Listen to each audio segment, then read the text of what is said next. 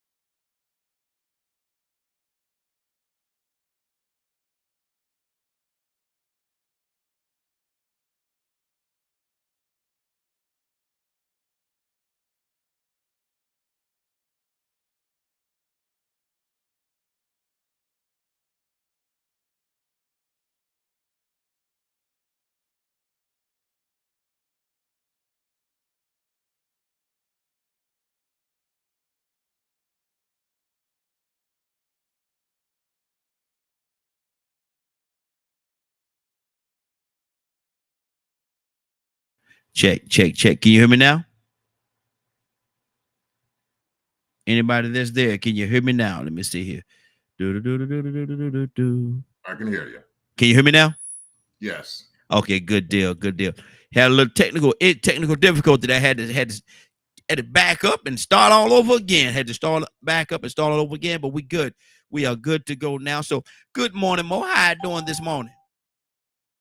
Good morning. Good morning. It's doing. I just wake up in my meditation as God is here and He's abundant and working in all our lives, and we want His blessings to come to us this Monday. Absolutely. Started off the right way. Started off the right way. That's the way you do it. Started off on the right note. Donald Toussaint. Good morning, sir. How you doing this morning? Okay, right? I'll be all right. Lord, Lord, Lord, Boy, I Lord. tell you, Mo, good morning, sir. Morning. Good morning, Brother Toussaint. Man, I got a question. Look, man, I had a wonderful weekend. I played some playing We're basketball. playing We playing basketball. Basketball is my favorite sport. I love to dribble up and down the court. Yes. Oh, Yo, I'm old school there. you done gone too far. No, I'm old school now. That's y'all did that. Y'all did that. Lord, boy, y'all, well, both of y'all, man. This can be a good week. Both of y'all and got that energy that I love this morning, man. Yeah, that's it. It ain't even Wednesday, but let's go way out. Let's do it. Let's do it. Ain't no two of ain't no two of one thing, and that's to do it. Ain't no two of but to do it. Once you Hey, do it, buddy, it's already done. I couldn't hear on the when I tuned in on the Facebook page. You couldn't hear it on the Facebook page. I see you. I thought I heard Mo say something, Okay, let me but refresh. you. Yeah, I can hear you now. You may need to I couldn't hear him on Facebook either earlier, but I just left and refreshed my pages. So, Okay, so it's working right Oh, now. got you. Yeah, let me yeah, see. I'll check you're real on. quick. Yeah, Okay, I got just it. I just tuned into it, and you I can hear you now. Okay, good. There we I don't know what happened this morning, man. It hadn't had his morning coffee. I guess hadn't had his morning coffee. But I want to ask y'all fellas a question this morning, man. I want to ask y'all a question. go. Go ahead. I been listening to a lot of things over the weekend. Listened to a lot of people, and something came to my mind. And there's a lot here in the United States of America, and people that's listening all over the world. You know, I'm sure that it happens where you are as well. But there is a lot of hate being spewed here in the United States of America right now, especially with this election going on. With everything going on with this election, you got this person liking this person hating that person, and it's a lot of unfortunate things going on. So my question is this: I'm gonna start it with you. Okay. A lot of times, people say, or they live up under the umbrella of being a Christian. And my question is this: how do hate qualify them as being a Christian? How does hate qualify a person as being a Christian? Yes. Well, I don't think hatred is anything that is You mean disqualify them, or because hate No, is no, no, not? no, no, no, no, no, no, no. I mean, you got me. It's a little tricky, but they say that they're Christian. They love the Lord. They live for the Lord, and Christ is their the Savior, lead and Savior, and everything of their life. So I'm asking, how do the hate that you have qualify you as being a Christian? Because a Christian is not of hate. And so, how did the hate that you're spewing, and when I say you, I'm certainly not talking about you, but how did the hate that you're spewing, that you're putting out, and that you're displaying into the world, how does that qualify you as being a Christian? Okay, I see what you're saying now. So hatred and is a sin, and all sin cuts off from the connection that we have with God and with with His full glory and Mm-hmm. His full blessings and His full manifestations of Mm-hmm. those particular blessings. Mm-hmm. So if you have hatred in your heart, then you're cutting yourself off by your own decision of a full connection with God. Because remember, during the civil rights movements, these sheriffs broke our black folks' heads and hosed them down and sick dogs on them. But as Benjamin Elijah Mays, Dr. Mays had said, the most segregated hour in America is 11 o'clock Sunday morning. Mm-hmm. Okay, so these same people that did these things to black folk went to church that Sunday. Mm-hmm. So does that make them a Christian, or are they following Christian ideas or value? But we can even take it one step simpler. If you have hatred in your heart, and we've had this discussion before about people's sexual orientation, Mm-hmm. and you take that to an extreme, but yet in many churches, we have people of various sexual orientations, some of which are in the choir, some of which have ministerial positions, and you'll listen to their music, but you'll hate their lifestyle. Mm-hmm. And you're all still worshiping the same God, supposedly, at that point. So hatred cuts you off from God's love, because if you can't have love for another person, another group of people, then how do you expect God to have full love for you if you're not giving your full love to your fellow human being? Mm-hmm. Wow, it's a lot. You put a lot there to unpack, and we're gonna deal with a lot of that as we move forward. But let me get Toussaint's take on this. How does hate qualify you? And again, when I say you, Toussaint, I'm not talking about you personally. I'm using you as a symbolism, as a symbol. But how does hate qualify you as being a Christian? Whew. Boy, you put a twist on everything this morning. Yes, sir. I'll tell you. So, I'm gonna look. I try to find some things. So here's what Proverbs 8:13 says, and I'm gonna have to go back and really try to study this, because it can't take it from face value, but it makes sense. The fear of the Lord is to hate evil, pride, and arrogance, and the evil way, and the forward mouth do I hate. I'm gonna look some more at that. I just wonder, but it don't make no sense for us to live in a way that we just spew out hatred, despising one another. It talks against that. I don't like. I might as well admit it. I think he's a conniving guy. I'm talking about Mr. I ain't gonna call his name. Mr. And even the other one, Sleepyhead. I don't investigate people's lives that deep, because I mind my own business. But I don't like some people's ways, because they may not be a certain way that people describe them, but they entice other people to act because of what they say. Okay. Let me tell you what I mean. What they call it, they say that it was an insurrection. Insurrection, did I pronounce that right? You did. You did. On your birthday. Thanks. Thanks. January 6th. happy birthday. Mm-hmm. They decided, but they say, see, he, I'm talking. Well, I might as well spit his name out now. No. Mr. Trump said, "I'll meet y'all down there at the Capitol." Mm-hmm. Right? Now he is um, uh, telling people that they stole the election, whether they did or not. He went the other direction, Mm-hmm. but people that trust him, believe in him, have confidence in him. I don't know if they're strong-minded or weak-minded, but they sure enough went down there. Yes, they did. Mm-hmm. And see, he said this. He said, we used to treat them rough. Yes. Remember? Mm-hmm. Remember that? I do. The next day, I saw a young man. I don't know if he was being escorted out of the baseball stadium. I think it was a baseball stadium.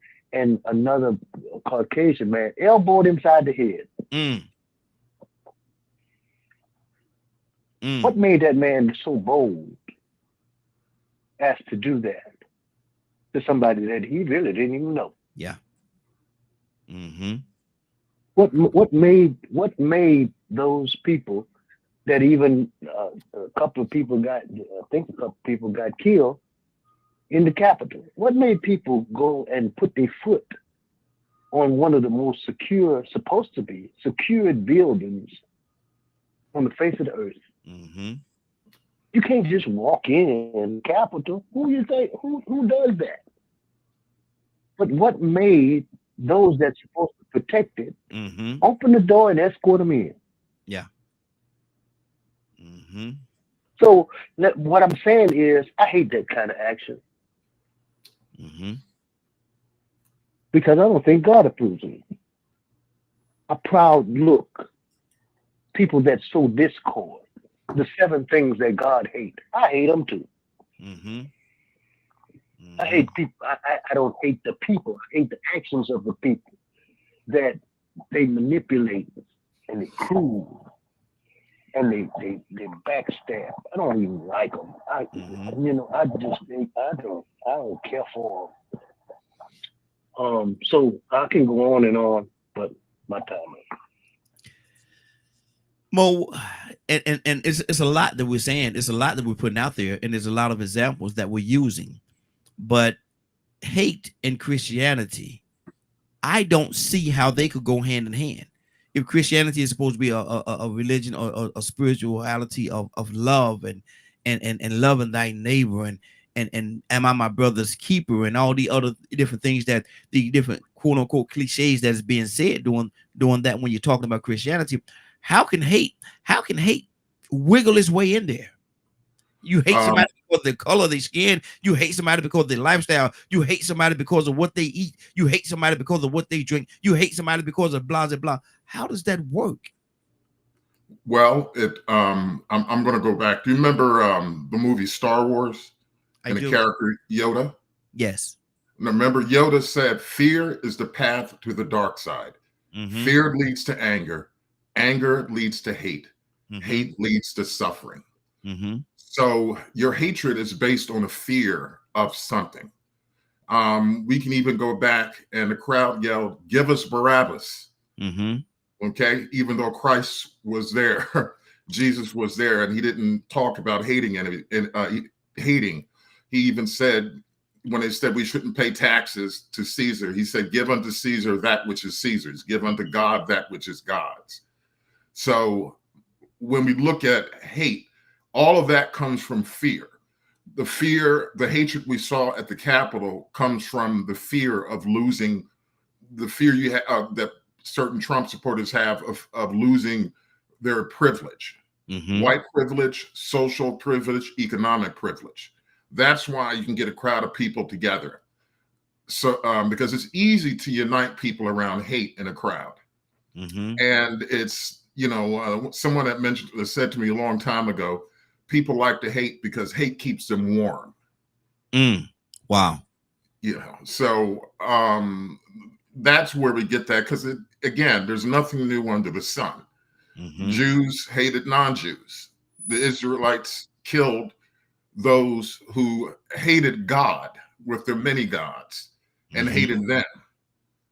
Okay, so hatred is ancient. The hatred between, Satan, which means adversary, is the hatred against God's kingdom. That's the basis of it, the adversary. Wow. The adversary, fear. So, Toussaint, what do you say to that, man? Does hate and fear walk hand in hand? What walks hand in hand, you say? Hate and fear.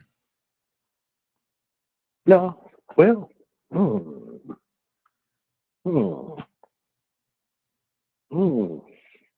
There's got a distance between hate and fear. I don't know. That's just me. Because what was said was, they hate because they are afraid. They are afraid. Some people say they hate black people because they feel black people is going to take over, or they hate Hispanic because they think Hispanic going to take over, or white because they're going to take, or whatever the case. They say they hate them for that reason, not because of anything that they did or the person that they are, but because of the fact that they have a fear that they're going to take, quote unquote, their position and leave them without. It's kind of a response of somebody being narcissistic. Like to be in control, like to be dominant, and finding out that reality, or knowing that that's not actually true. You're not superior. And to find out that you're not causes you to react based on ignorance. Because somebody's, I ain't gonna call nobody name or nationality, mama and daddy taught them like that. Yeah. You taught to feel like you special. You taught to feel like you better than them. That's a taught behavior. You learn that. You don't come out the womb like that. Your surroundings teaches you that. So if you feel like you special and you find out that somebody's more better, whatever you trying to do than you, that's a response of ignorance. That's just me, Naheem. I don't think it's a hatred. It's hate and fear. I don't think it ties in. It makes you react in hatred. But the fear, I think what causes that is to say, I be doggone mama and daddy been lying to me all of this time. Jesus is not Caucasian. I don't even want to go to heaven anymore. Wow. How about that one? Let me throw that out there. I know. I saw this clip, and I'm gonna play it on here one day. I don't know when I'm gonna play it, but Putin was saying something, and it's old. It might be an old clip. He was saying how we've been lied to, and society has been lying. And he had pictures of the Black Madonna and different things like that. And he said that Jesus was black and all. This was Putin talking. I was like, wow, this is a clip. I'd say, I don't know if that's real, that's AI created, or what that is, man. But it's kind of out there a little bit. But Toussaint, aren't we supposed to teach our children that they're good and that they're good enough, and to some level that they're better or equal, better than equal than some people, to give them the confidence that they need? Aren't we supposed to do that? You're supposed to train up your child in the admonition of God. And so when you do that, you level the playing field. We all are made in his image and in his likeness. People are people. Yeah. It is what it is. And you have to tell them, and this is what I tell my children, be the best you can be. That's all you got to do. Yeah. Don't try to be like nobody else. Don't try to be better than nobody else. Be you, and put every effort within yourself into you, and you're gonna make it. That's what I tell my children. Yeah, and that's good. Respect people, and you'll get respect. You treat people like you wanna be treated. Why you'll get there. Why is it so hard? Why is it so hard to do that though? Because that's in some cases, Tucson, that's difficult, brother. That's difficult, and that's the golden rule, though. That's the golden rule, and it should be that way. Yeah.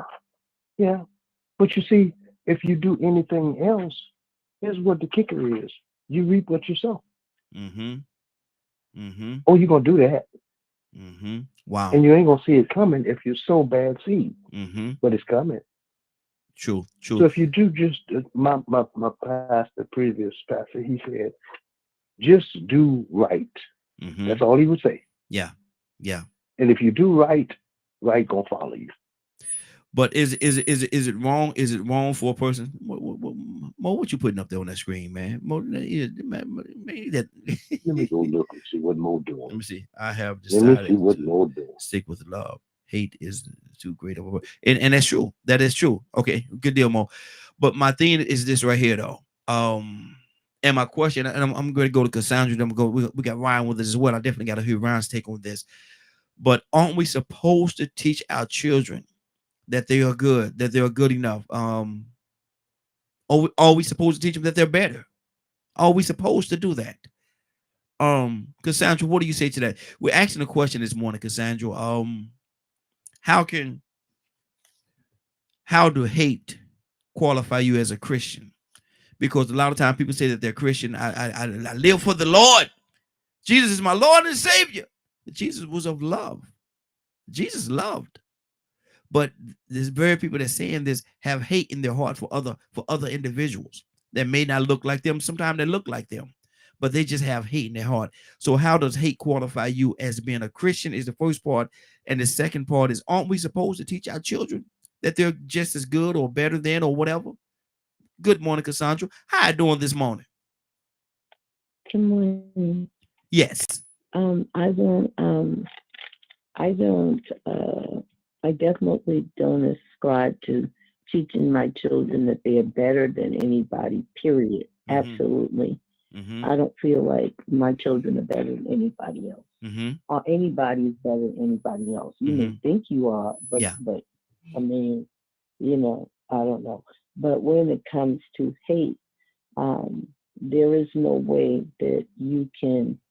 The word says, how can you say that you love God whom you've never seen, and you don't love your brother that you see every day? Absolutely. So if you are saying that you're a Christian and you hate people, I may hate somebody's ways, but I don't hate any individual. It may be something. I mean, it's people that I know hate me and have no reason for it. No reason whatsoever. I've never done anything to them. But guess what? I'm a Black woman. Wow. Now, why is that a reason for you to hate me? Because I'm a Black, the color of my skin. Yes. You would hate me because of that. And I've actually experienced that. And I've talked about that on here, where I was actually hated strictly because of the color of my skin. So, we can talk a good talk all we want about loving Jesus, and I'm representing Jesus, and Black people ain't a part of the pure race or whatever, however you want to fix it. But you only you're delusional. You're delusional. You living in some fantasy land that I don't want to be a part of. Wow. The fantasy land that you don't want to be a part of. That's powerful. I know I'll say I was going to go to Ryan, but ladies are always first. So I got to go to Toya with a T this morning, Ryan. So please be patient with brother. I'm coming to you, but I got to get these ladies in here first. Toya with a T, good morning, young lady. How you doing this morning? Good morning. Good morning. I guess we're not in Kansas anymore, Toto. Lord, here we go. Here we go. See, wake up, everybody. No more sleep. Sleeping in bed. That right. Hey. That right. You can hate me now, cause I Mhm. won't stop now. I got there's plenty of songs for the haters. Exactly. I hate it going, hey, hey, hey, hey, Mhm. hey. It's a gang of songs for haters. I try to have new haters every day. I'm listening to Cat Williams. If you don't hate me today, my job is to make you hate me tomorrow. And this ain't 1964 no more. You run up on me, you gonna meet Smith and Wesson and some dirt. This ain't 1964 no more. You can not like me cause my shoes, cause my toenails curl, cause my head nappy. It don't make no difference. You run up on me, you gonna have a problem.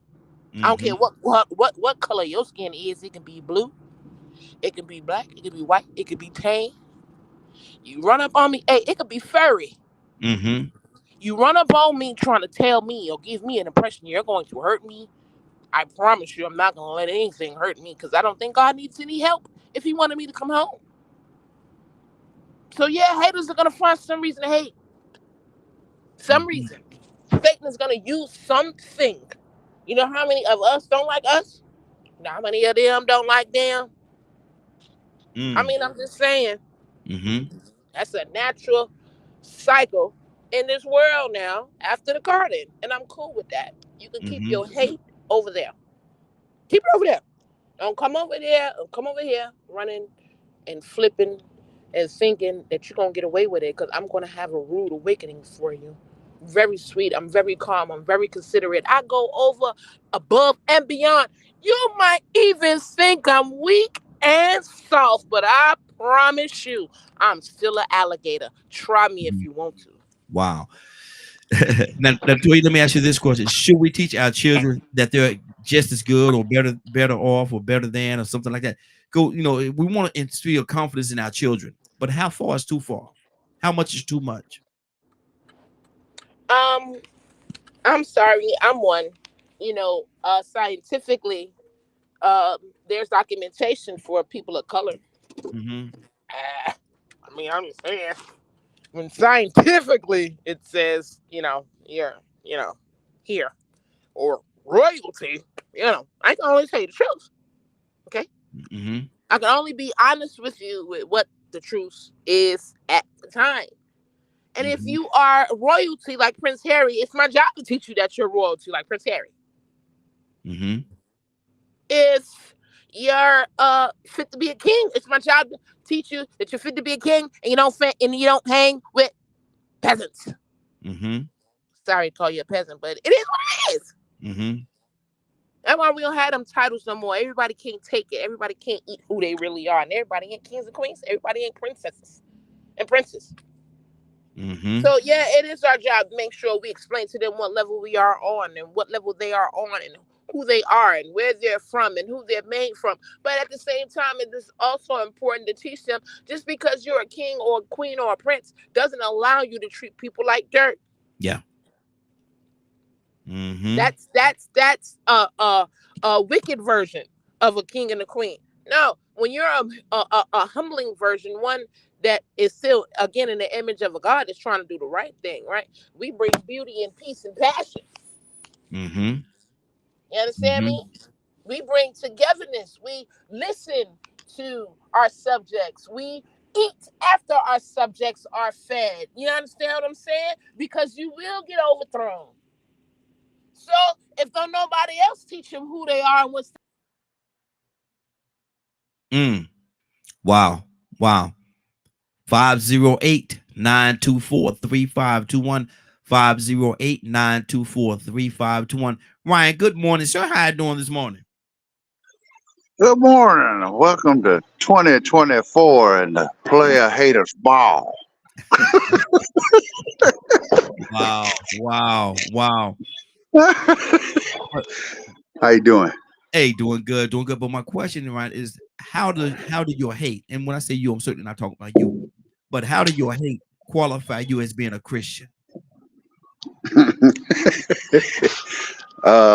Let's go back to the beginning of Christendom. Mm-hmm. There's all kinds of hate.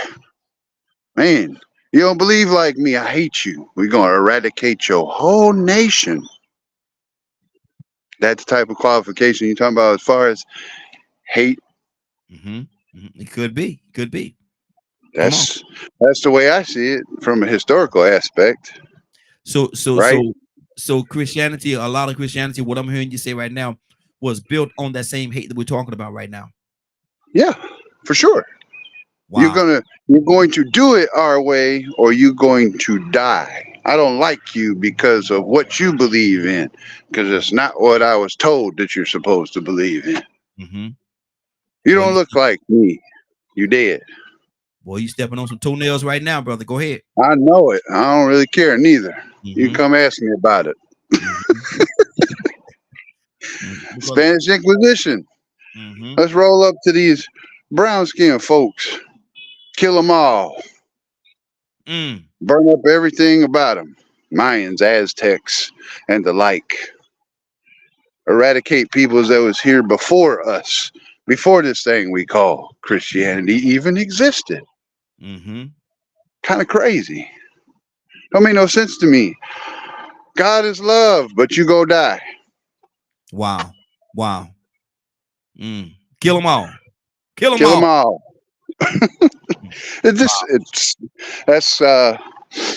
That's my primal instinct. Mm-hmm. Right? That's my thought pattern from a primal perspective, because that's really what I see, right? Mm-hmm. Even today, you can walk into a church looking like me, and guess what? The player haters ball. I won it. Because I walked in the door and everybody looking at me, hate. Mm-hmm. Wow. Just because of the way I look. Just because of the way you look. Nothing different. Nothing that has nothing to do with nothing else. Nope. Because of the way you look. Wow. I thought you wanted to see me get saved. Mm-hmm. Now, that's for white folks. I walk into a black church, it might be some culture shock for a moment. But then it's, hey, brother, come on in here, sit down. Mm-hmm. Yeah. They're going to try their hardest to save me. Lord. But which one is displaying more love, though? Which one in the example that you just gave? Which one is displaying more love? And what's the reason behind it? I really don't know what the reason behind it is, but I've always felt more love going to a air quotes black church. I don't define church by color, but I'm saying when the denomination is predominantly a specific group of people, you know what I'm saying? Like, for instance, I'll just give you an example. I was part of a big ministry. I've talked about that before. Yes. There's a very diverse mixed race. Everybody was welcome. Yeah. Everybody showed up. The dude was famous. And one day I said, man, I'm going to go down the street to this little hole in the wall church. I just want to hang out, do something different. Yeah. I walked in the door and it was exactly that. Took my wife, my kids in there. And it was it was in the middle of praise and worship. Boy, the drums stopped. Wow. They had to take a second look, right? Yeah. What the world? Like they'd never seen a white person before. And then the usher sat us down. They resumed praise and worship, and it was like we were celebrities. It was the strangest thing. But those people were wonderful. Yeah. Wonderful. Love. Yeah. Yep. All love. Wow. And Tucson said it earlier, man. I think it was Tucson that said it. 11 o'clock in the afternoon. 11 o'clock on a Sunday morning. 11 o'clock not afternoon, but 11 a.m. Sunday morning. That was me. That's could be the most segregated time of the week. Could be. Cassandra, what's on your heart? Tucson, come to you next. I don't know. I don't know, Raheem. I just come on. When I tell you I hate, You know what I'm saying? That's what I hate. Mhm. I hate, and I hate that this country has chosen. A lot of this country has chosen to put that on, even like we're talking right now on the political platform. If it was not on there, Raheem, I would not. I don't care who people vote for. That's your business. But when you are promoting, the type of negativity Mhm. that you are toward groups of people, Yes. Raheem, man, I hate that. That's what Mhm. I hate. Yeah, Mhm. that's what I hate. How did we I get hate here? that part of it. How did we get here, or have we always been here?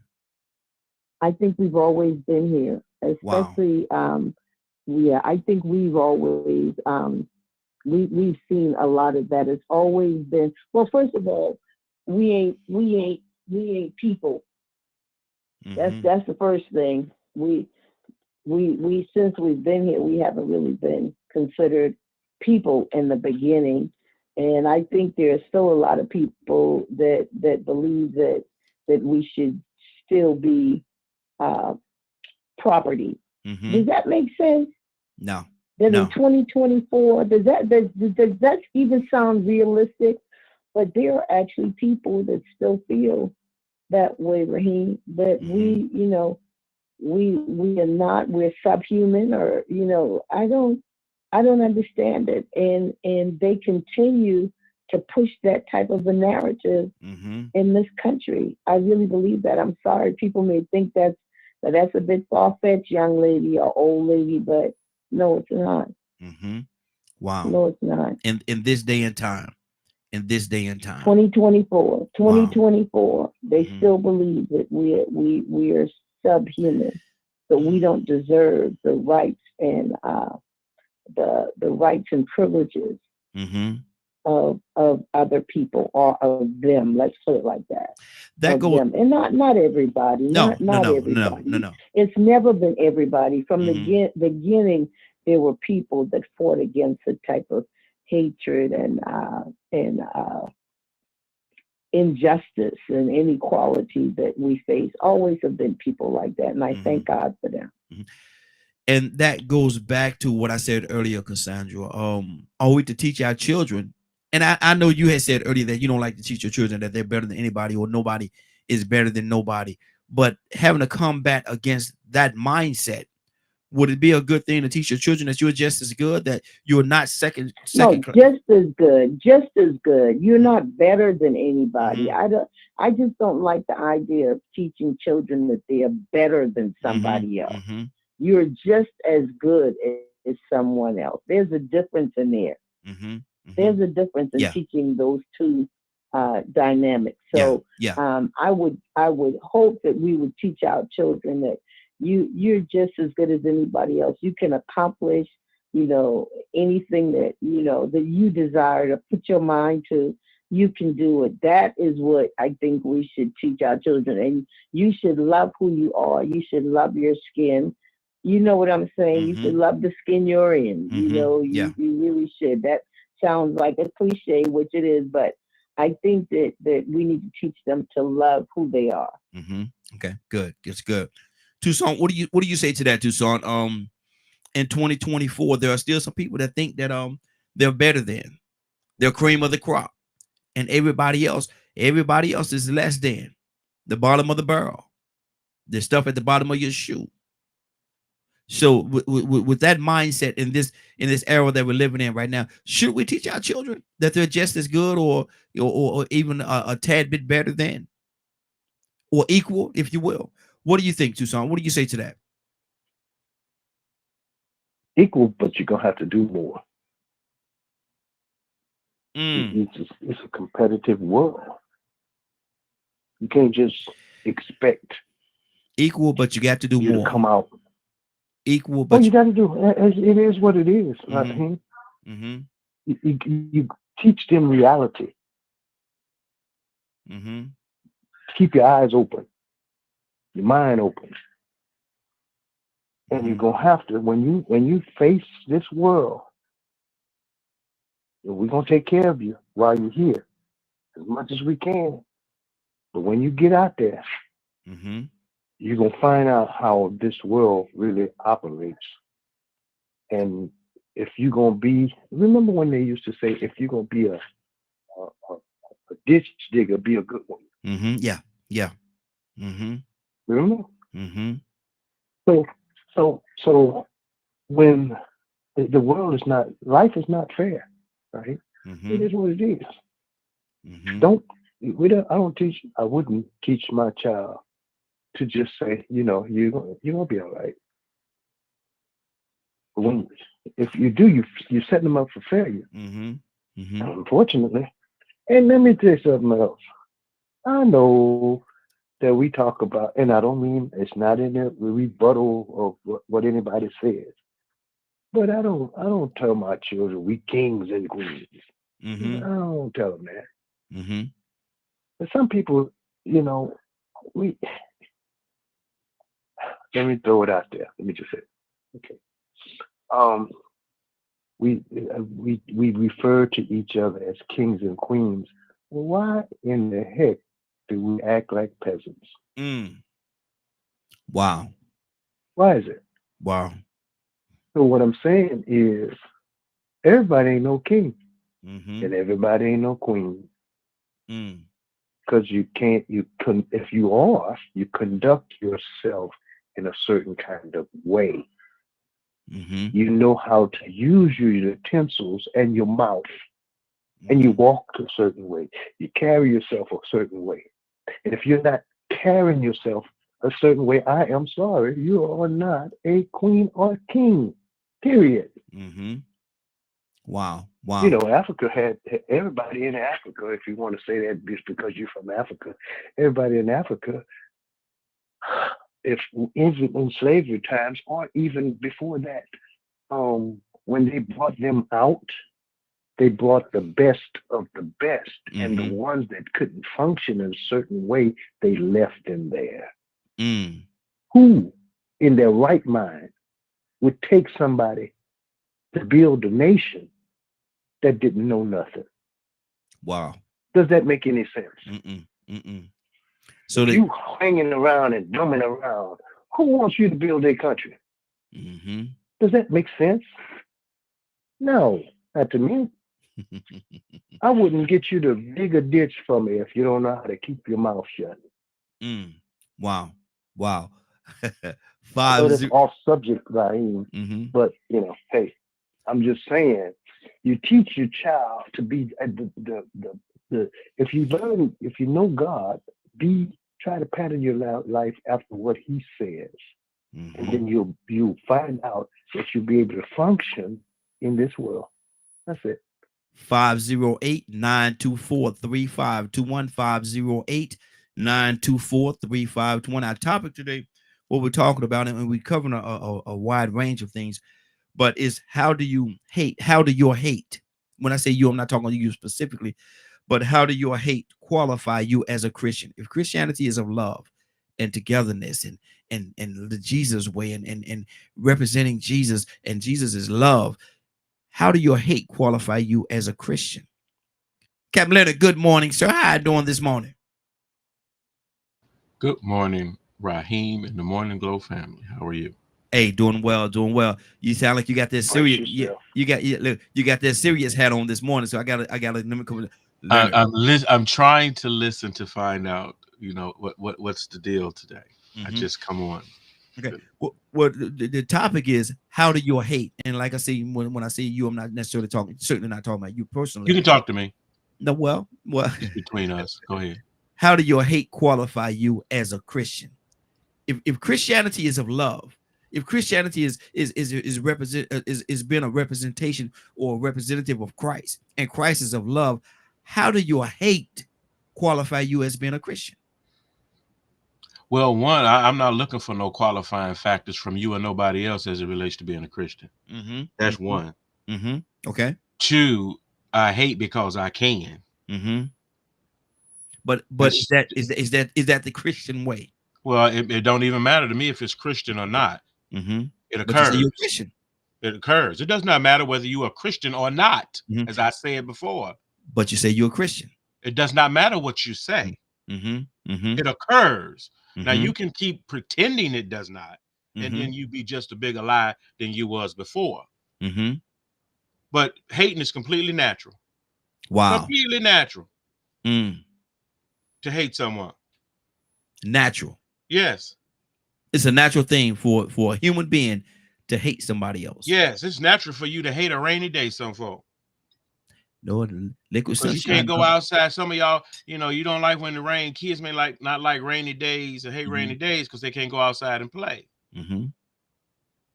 Hate is just as natural as love. That's why there's this huge dynamic between the two. Mm-hmm. Because it is, whether you try to imagine it away or not, or you have some kind of weird assumption related to your Christianity that you should not hate. Mm-hmm. And see, if and there you go, right there, that part right there. If you're going to base it on on Christianity, if you're going to base it on Christianity as it is said, as it is stated, then Christianity is supposed to be a religion, if you will, of love. Love thy neighbor, honor thy neighbor. Those are some tenets of Christianity. Mm-hmm. Mm-hmm. But Christ's work, that wasn't really all about love. Wow. Christ's work was about salvation and saving you from what? From yourself. Mm-hmm. That's what Christ's work was about. Mm-hmm. Salvation. So it wasn't about love. No. No. Because God loved you so much, he sent somebody to save you from your wicked self and your mess. And that wasn't love. That was love on his part, not yours. Mm-hmm. But if we're going to be a representation of our Father, aren't we supposed to walk in love? I don't believe in this notion. God is God, and him himself all alone, not with your help. God is. But my thing is this right here, and I understand what you're saying. I'm not.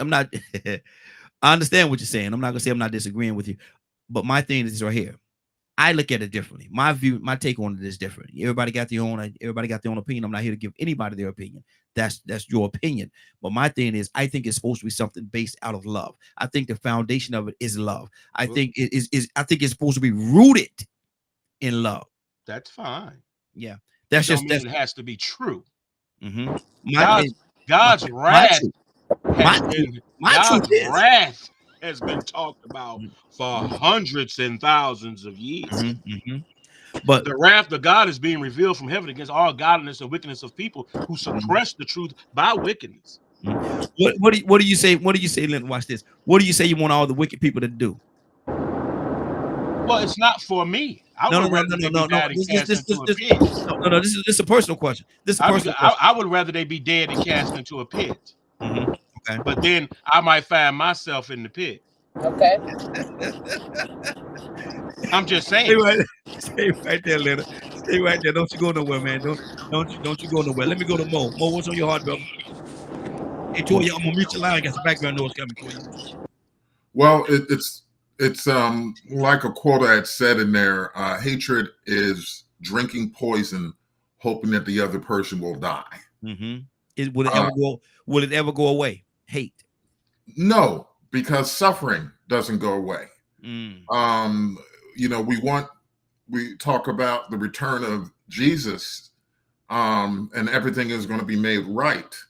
So because of that, if we, there's no way that you can eliminate hatred in that regard, because it's part of the sinful nature of man to have that. And as for those who are wicked, we want them to turn towards God.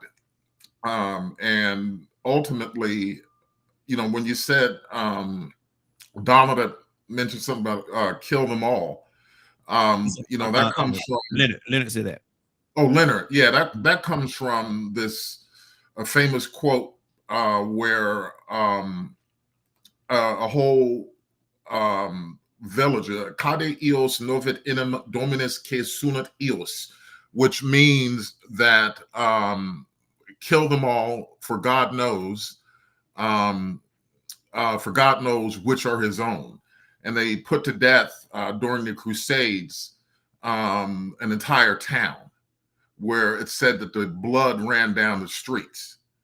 Okay. Mm-hmm. So we can't eliminate hate, and religion will always be used as an excuse for hate or hatred things. When I was working for the Israeli consulate, the consul general said in a meeting, just casually, she said, she called non-Jews goyim, and goyim means, one disparaging translation is uncircumcised dogs. Those were not Jews.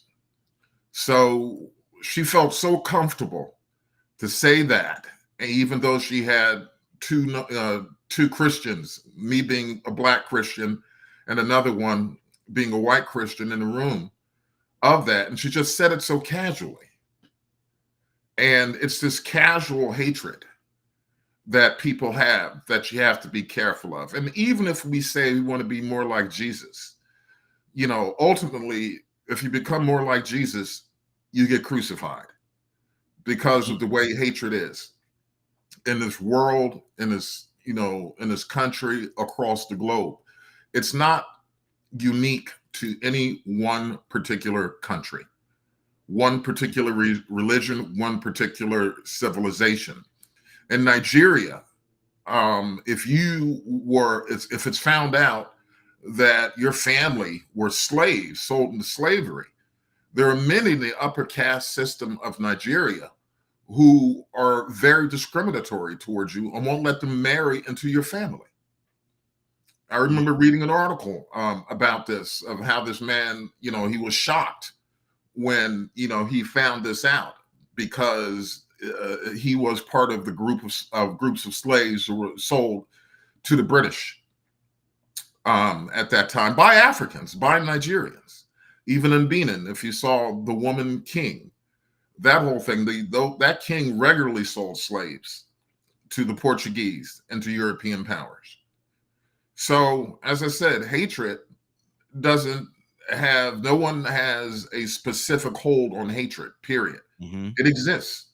Mm-hmm. Wow. And it does. But at the same time, I see it's a very ugly existence. I think it's a very ugly existence. And if we could do something about it, we probably never will. Realistically, we may never be able to do anything about it. But we can all, I think, like Cassandra said, everybody can't, one person can't do everything, but everybody can do something. And so I love when she say that, because it's so powerful to me. Ryan, talk to me, brother. Where we at? In the kitchen. Sorry. In the kitchen? In the kitchen. Cassandra, you cooking? Brother, we mixing it up. But what do you say about this, Ryan? Is it a ugly existence? Speaking of hate, that will never go away. Yeah, sadly, we're always gonna find something to hate. Wow. We've talked about this numerous times. We can all be the same skin color, blind, cut our fingertips off so we can't feel nothing, and we're still gonna find a reason to hate. Even though when we're dead and in the ground, we all the same color, ivory bones. Mm-hmm. Dig you up and dig me up, your bones look just like mine. Mm-hmm. Don't make no sense. Hate is ridiculous. It's like a blanket statement for everything you just dislike about someone or someone's culture. That's all it is. It's a blanket statement. Most people don't even know why they hate. Mm-hmm. They just hate because they was taught that way, or somebody doing better than them. Mm-hmm. I like your shoes. Let me get that chain or that wallet. Exactly. It's just crazy. That make no sense to me. Like, I don't teach my children hate. Yeah.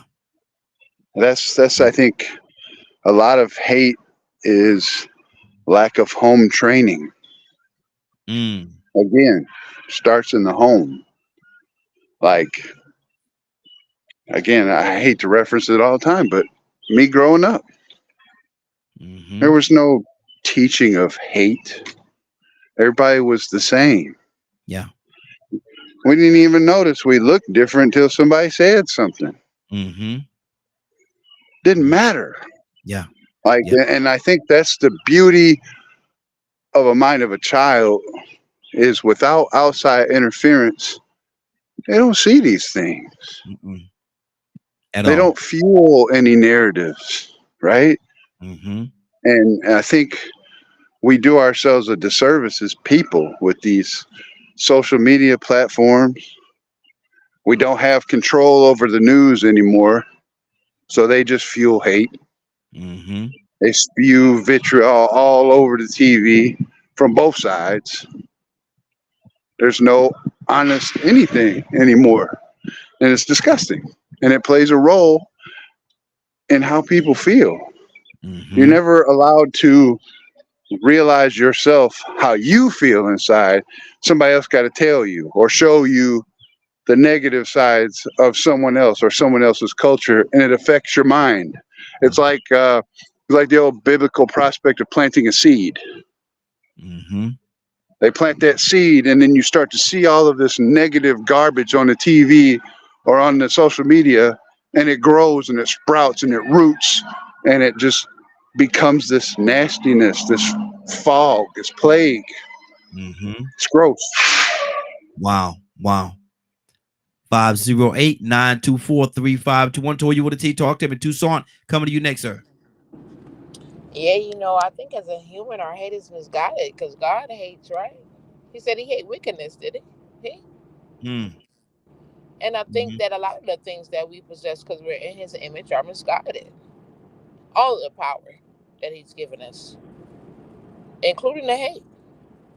But I've learned, well, he done had a couple of wraths. One of them washed the spider out, and all the people too, except for Adam.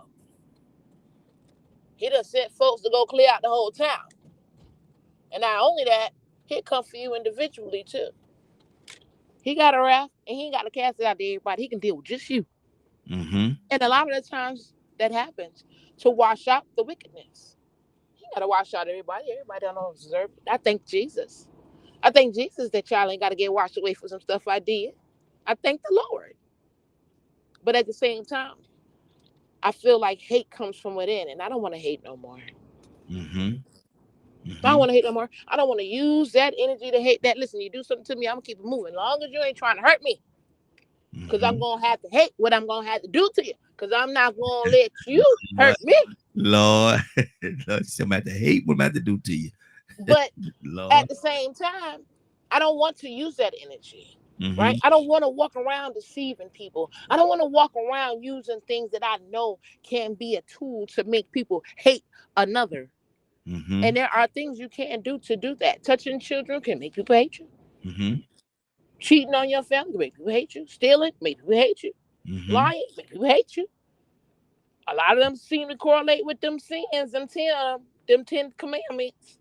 But, it can help people develop a hate for you when you do some of these things. And that hate can spread. That hate can turn into whatever I want that hate to turn to, regardless of what the next person thinks. So are humans capable of not hating? I think we are, but we have to make a choice.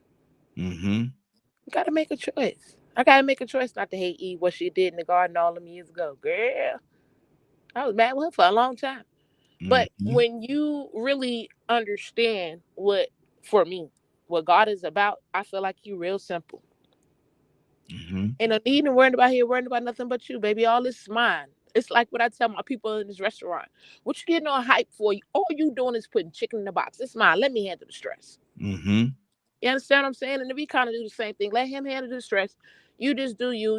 If you just do right and do what you're supposed to, your nose gonna be clean, and you ain't gonna have no need to hate. If hate is casted upon you, you give it to me. I will take that revenge. You don't have to walk with that, because there's a component in that hate that causes darkness, and a component in that darkness causes sin, and that sin causes all kind of death, disease, and all other kind of things.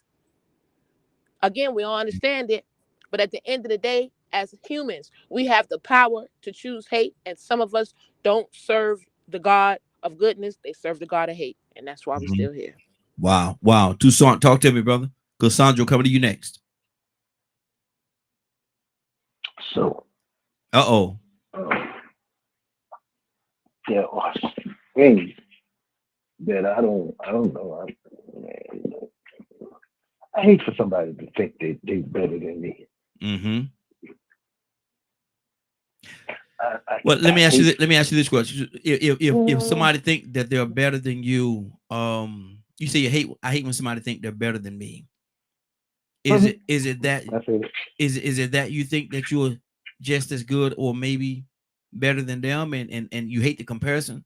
No, I'm not better than them. Mm-hmm. I'm just like them. Mm-hmm. Okay. I hate for somebody to try to manipulate me. Mm-hmm. I hate for them to misuse other folks. Mm-hmm. I was just looking to try to figure out how can I, because guess what? You made in the image and in the likeness of God, right? Mm-hmm. Okay, right? Yes. Right or wrong? Yes, absolutely. Okay. So how about a proud look? You ever saw somebody? They just look proud. Mm-hmm. How about a lying tongue? Mm.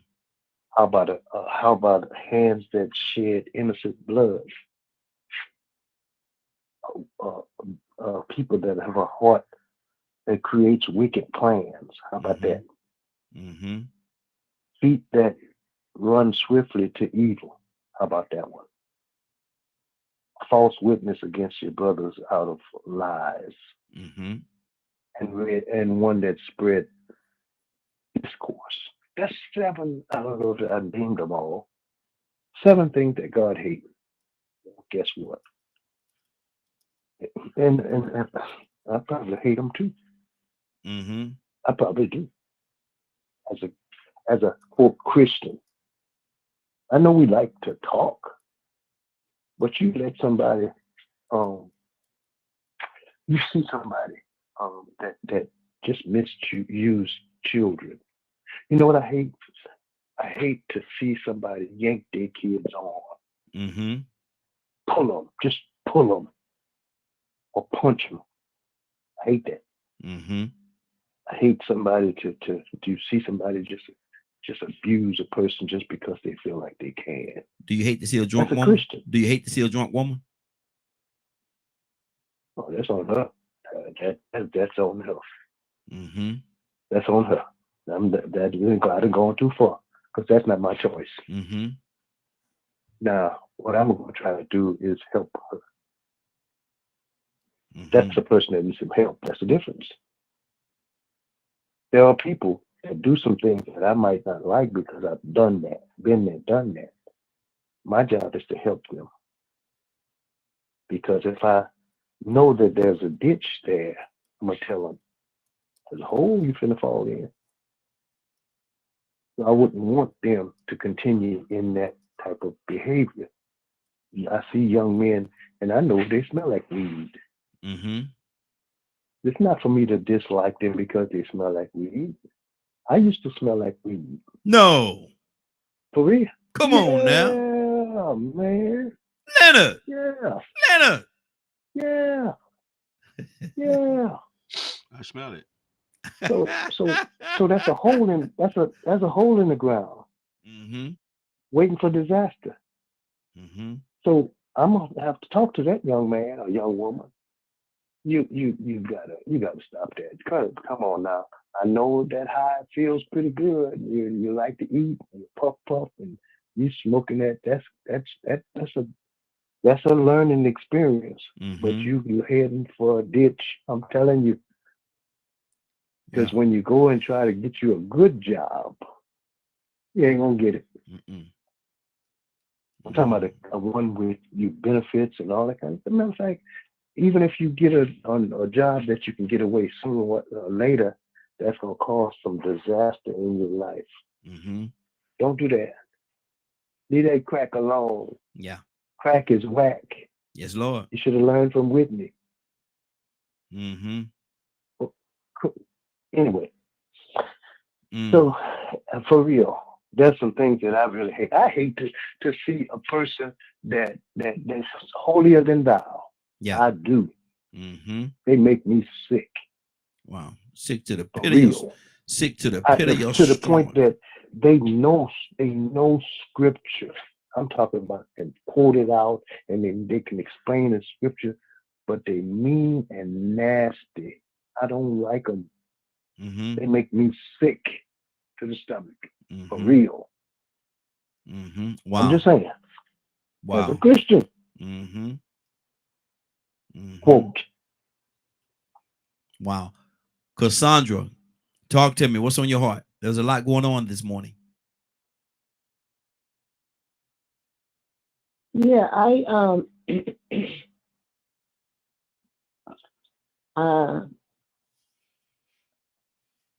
what was that? Was it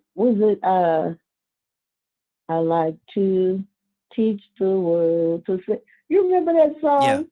Yeah, like the bottom of the coat. The world to sing, yeah. Perfect harmony. Yeah. You know, it was a song, and I don't know why that song really stuck with me when I was younger. And I think it came out when I was a teenager. Yeah, I was in my early teens. And it was so powerful to me because I was like, I've always been that crazy person that wanted to see people get along. I've always been weird like that. Mm-hmm. I've just been that weird person. I wanted to see people treat people equally, and I guess that's why I've spent my life fighting for equality and justice, just for everybody, not for just particular people, for everybody, equality and justice. Mm-hmm. Because I felt like if we could honor each other enough to want to see the best for our neighbors, our brothers across the sea, wherever, that love would help not change everybody, but it would make a difference in the type of world that we live in. Mm-hmm. Okay, yeah, I live on Fantasy Island. Okay. But I'm just saying that's always been a part of who I am, and it's a part of who I am now. Mm-hmm. And I will go above and beyond for people that I know don't give a rat's butt about me. Mm-hmm. But that's me. I love like that. I don't expect everybody to do that. And I believe as Christians, it is our job to love everybody. Yes. Everybody. Yes. Mm-hmm. That's the word. Now we can twist it and make it say what we wanted to say, but that's the word, because God said that He is love. Mm-hmm. And He said that He loved us so much that He sent His only begotten Son. Yeah. And Jesus is a part of the Trinity. So the same way that God felt about it, that's how Jesus felt about it. Mm-hmm. Even though He said, Father, if it be possible, take this cup from me. But He still said, not my will, but your will. Mm-hmm. And He was willing, because of love, He was willing to make the ultimate sacrifice. Exactly. Okay. Mm-hmm. That's it. That's it. That's it. So how do we get, if that be the case, and I do believe you, if that be the case, how do we get to this place where there's so little love? There's so little love right now. How do we get there, Cassandra? Man and his selfishness and his, his just desire to be superior mm-hmm. to somebody else, to put somebody under their feet. You know what I'm saying? Mm-hmm. You can't be equal to me. You got to be under me. So man did it. This world is the way it is strictly because of man's decision. Wow.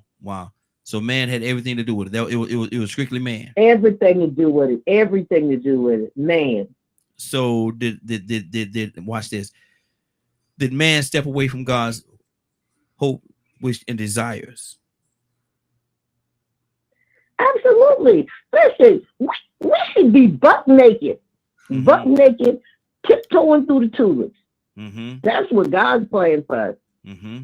According to the word that I know, we should be just living free, enjoying ourselves, enjoying the earth, enjoying the animals, That's what God's plan was. Wait. But man was the one. Enjoying the who? And the mules. And Wow. and butt naked. Butt naked, run around butt naked. Walking around in the bucket naked. Hey, listen. Yeah, in the bucket naked. In the bucket naked. Cassandra, I got something for you. I got a gift for you, Cassandra. You ready? Mm-hmm. Mm-hmm. Hold on, ready. Get it ready for you right now. I got a gift for you. Let me see. I'm trying to get it ready. Give me 1 second. Take that off. Turn this on right here. Just for you, Cassandra. I'd like to buy the world a home and furnish it with love. Grow apple trees and honeybees and snow-white turtle doves. Yeah. That's it, just for you, Cassandra. How about that? I did that for you. Thank you, sir. Thank you, sir. Thank you, sir. I had to reach in and find it. Let me go to Mo. Mo, what's on your heart, brother? Talk to me. Well, you need love. About love? Yes. Love literally conquers hate. We saw that with it conquers aspects of hate. Okay. It's a tool and a weapon you can use against certain forms of hate.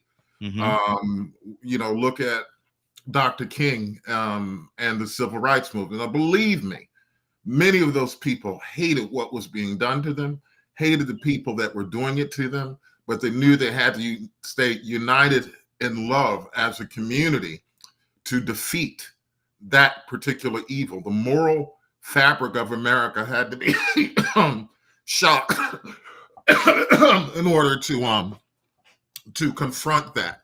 And in that situation, using love as a tool, it worked. Does it mean it'll work now? Absolutely not. It doesn't mean it's going to necessarily guarantee work, just like what's happening with Israel and the Palestinian situation. It will take a transformative figure like a Dr. King in order to make any significant change there. And it's not going to be overnight. Is it wanted? Is it wanted? Is it wanted? Yes, it's wanted. You see that every day. It's not covered by the media about Israelis who are totally opposed to what's going on, the genocide in Gaza right now. And totally opposed. And they used to call it the Butcher's Bill in the British military. How many dead, how many wounded? And after a battle, you ask the Butcher's Bill. And the question is, can't hit that thing that hard, man. Got you choked. Please, I wish I did have something to hit that hard. But 4-2-0 this past weekend. The Butcher's Bill is like, when does it become even? Does it ever become even? Because of the hidden treasures of people that were killed. When Hamas attacked that peace concert, they killed all those people who were there gathered for peace. How many good lives were snuffed out? Who just came for peace. And just like all the bombings and I think it's more than 30,000 killed Palestinians, babies starving, amputations and everything else that's happening in war. When is the Butcher's Bill balanced? When have you paid the butcher? When do you reach what we call in political science a mutually hurting stalemate? Because only when there's a mutually hurting stalemate can you move forward. Good deal. Good deal. Leonard, is it factual? Because Mo said that love conquers hate. Is that factual, or is hate going to always exist regardless of how much love is displayed? Well, for me to talk about it, it's two different realms of existence. There are people who call things that are not as if they were. And that is one of the staples of their faith. However, I believe in a constant struggle between good and evil for as long as I've been here and as long as I've read. There's been a battle between good and evil. It has been talked about. Is it never ending? I'm not sure because I'm not infinite. So from your vantage point, from where you live to this point in your life, has it been has it ever been non-existent? No. Okay. No. And it seems to be very difficult, which makes me definitely believe there's something natural about it. And to believe strictly one way to me is really useless. I understand what you desire. But there is a point where reality must set in in order for you to make adjustments. So reality is hate will always be here. No, yes, that's probably going. Whether you realize that or not, you can see it. It's evidence. There's the evidence there, and there's no evidence of it ending anytime soon. Not in your lifetime, maybe, or what you.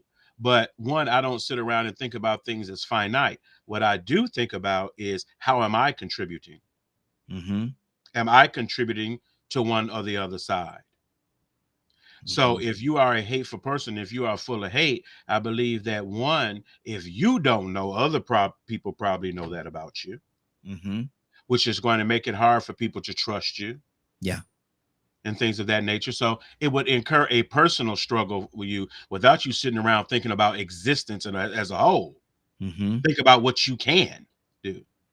Think about the things that you can change. How are you going to contribute to the peace? Because often, I think we take it too far, especially when people be trying to be so doggone Christian. I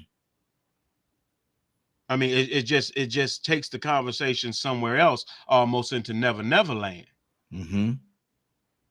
But until you realize what is and deal with that, and you choose that side that you're going to be on, I think is when the big difference is.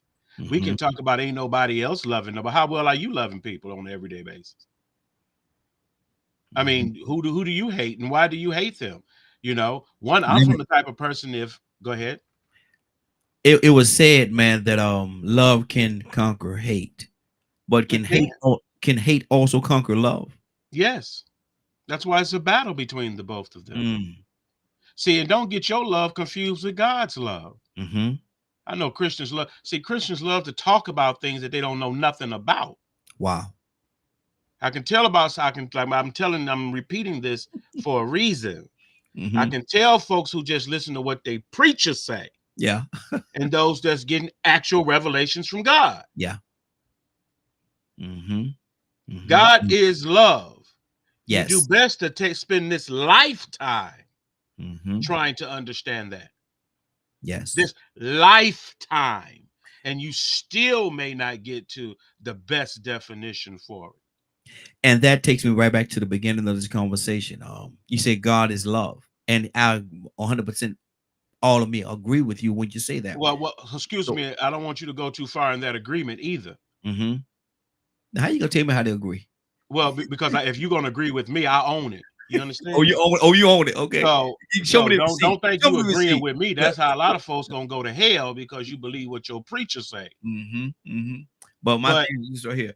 How do you hate? How do your hate qualify? If God is love, and God is the creator and all of love, how do your hate qualify you as a Christian? God is love. I'm not God. But you're walking by his example and you're walking by his leadership. He is of love. And he is a practicing Christian. Yes.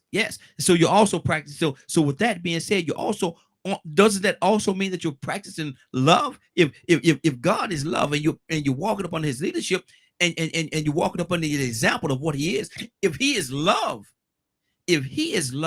aren't you walking in that love? So I don't think I want to agree with the way you're saying it. But okay, maybe I'm clumsy in my delivery. But my thing is just, how does hate infiltrate its way in there? Well, I don't think hate infiltrates its way at all. Like, say, for instance, there's a particular issue in the Bible which I have a problem with, and no one will be able to fix that with me but Christ himself. So I'm not looking to anyone else for an answer. Loving my enemies is something I can't see me doing in this lifetime. Wow. I mean, I just don't. I mean, some of you may. Yeah. But I don't love nobody treating me bad. I don't love nobody doing me bad. And this notion that somehow this is godliness. I don't get down with that. That's a part of Christianity I don't care for. Cassandra, what do you say to that? Love thy neighbor, and it does say that, you know, you should love your neighbor. Not love your enemy. I'm sorry, love your enemy. Love your enemy, the one that mistreats you, the one that treats you bad, the one that beats you, and all kind of different things. Love them. How do you cure them? Love them. How do you make it better? Love them. While they're treating you so terrible. Cassandra, do you believe? Are you a purchaser of that? To love your enemies? Yes. Yeah. Even when they're treating you bad. Yeah. You can love a person but not like what they do or their behavior. So I subscribe to doing just what God say. I love them. I don't like their behaviors. So even when I was in an abusive relationship, I was able to love him, but I hated what he was doing. And I knew at some point I needed to get away from him. So you understand, I don't want, see, this is the thing. I don't want anybody to change who God has called me to be. I hate racism, but I love the person. I hate their behavior toward me, but I love that person. Why? Because they're a human being. Why? Because God said that we should love them. Yes. You understand? So I don't want anybody to change who I am. It's people that have done me so dirty, so wrong, and it was so hurtful. But I knew that if I wanted God to continue to forgive me, that I had to do what he said. I had to love them in spite of what they did. So everybody isn't going to believe that. Everybody isn't going to walk in that. I'm not a super saint because I'll knock you out if you push me hard enough. But I love you enough that, you know, I'll be praying after I knock you out. Yeah. That you be healed in Jesus' name. Wow. Hallelujah. I'm just saying. 508-924-3521. 508-924-3521. You're listening to DKM Media Group and Associates, and this is the Morning Glow. We're here every day, Monday through Friday, from 7 o'clock until 10 o'clock a.m. Eastern Standard Time. Ryan, what do you say to that, man? Do you have a receipt for that? Are you a purchaser? Do you purchase or do you buy into the love your enemy, even when they're treating you bad, even when they're mistreating you, even when they're talking bad about you, cussing you out, or whatever they're doing? Are you going to buy that?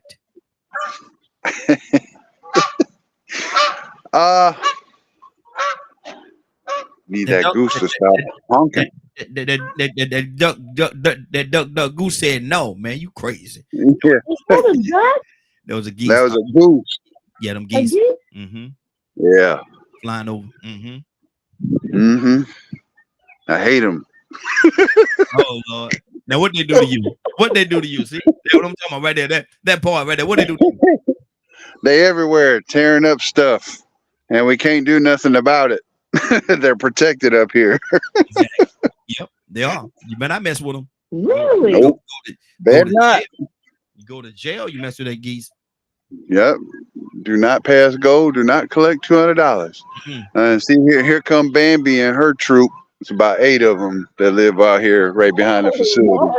You got Animal Kingdom over there, right? Yeah. Hey, you finna hear the rest of it? I know you hear the rest of them geese. Anyway, you know what they're saying, right? That's that joker that say he don't like us right there. Want to get him? Yeah. They grouping up. They grouping up. No, I don't. Well, I do and I don't. I'm kind of like Cassandra. We straight as a human being, but you cross the line, I'm gonna lay hands on you, and it's not gonna be for prayer. No. Where's the? We talking about love, so where's the love in that? You know, you should be able to walk away. Say, look at here, man. You know, this is not a good day for me. So I'm gonna exit stage right. I'm gonna exit stage. That's one of those things where they got it twisted. In no way, shape, or fashion does turn the other cheek mean I'm gonna let you pop me and then I'm gonna walk away. I mean, for instance, this weekend we was on the golf course, and my friend teed off, and his ball took a slice, and we heard it hit something. I looked over and it hit another guy's cart, or so we thought. And he walked over nicely. Sorry about that, man. And the guy started cussing him out. Oh, it hit my ankle. And he wanted to get loud. And my friend was trying to be super respectful. He didn't want to hear that. Yeah. So I put my clubs down on the green and walked over. Said, hey, man, we got a problem. He said he was sorry. Yeah. No, we don't have no problem. Do you want me to get you a beer or something? No, he had to get nasty. Why? It was a complete accident, something that could not be controlled. We offered to pay recompense, offered our apologies, sincere apologies, and you still want to get nasty. There's no sense in that, especially when you got a troop of 22 bikers on a golf course drunk. What you finna do?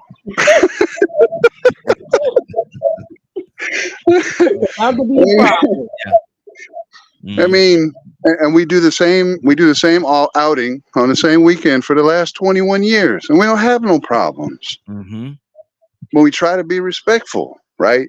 So, and that's kind of how I look at everything in life. I try to be respectful to the absolute point where I can't be respectful anymore. And then things have to change. Yeah. Wow. That's good. That's just me. Man, yeah. So y'all gonna beat the man up with the bad ankle? Hey, I said the last thing I want to do is go to jail today for whooping your yuppie behind on this golf course. Wow.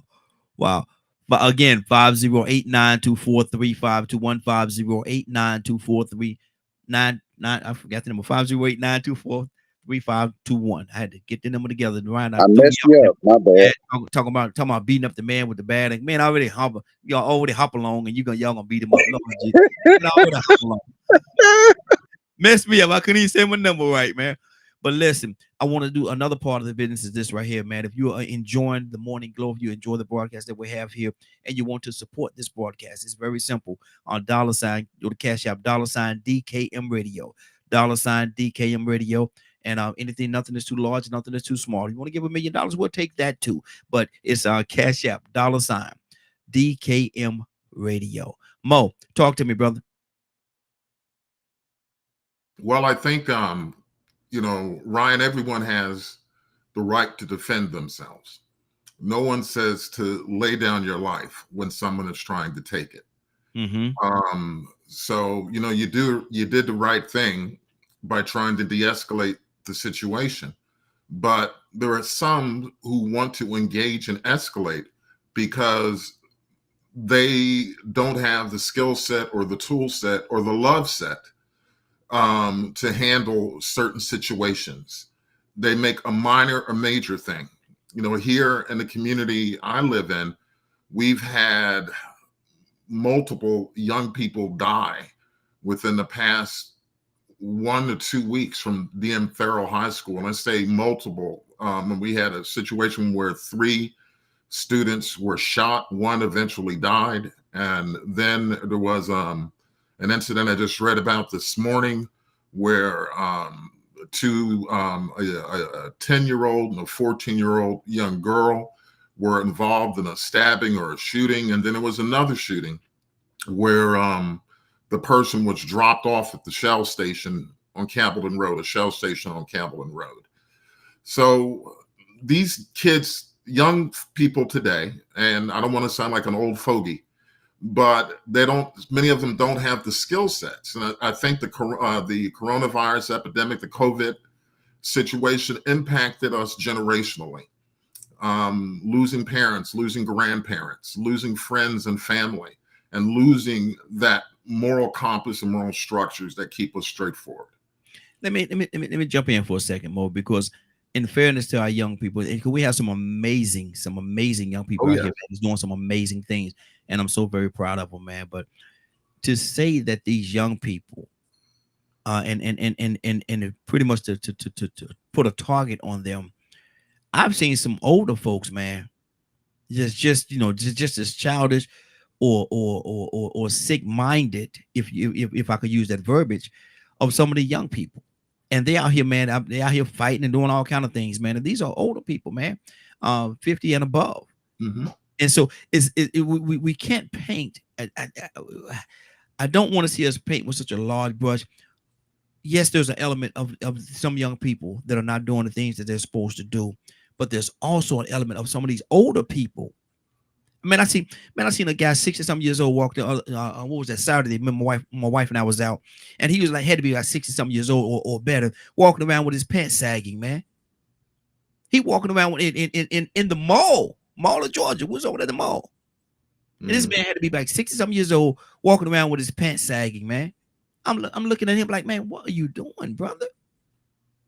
Well, I want to say this is that I don't mean to paint all young people with a broad stroke. When you paint in generalities, you make general mistakes. Mm-hmm. You know, I have one son that's been an honor roll student throughout his matriculation in high school, mm-hmm. and another son that's made some very, very bad decisions, and now he's suffering those consequences for those decisions. So young kids grow up to be older, immature ones without any guidance. One thing that I participate in is at the local YMCA. Every Monday at 6:30 is a Black Man Lab, where young and old in the community come together in a safe space and talk about things and are there to support one another.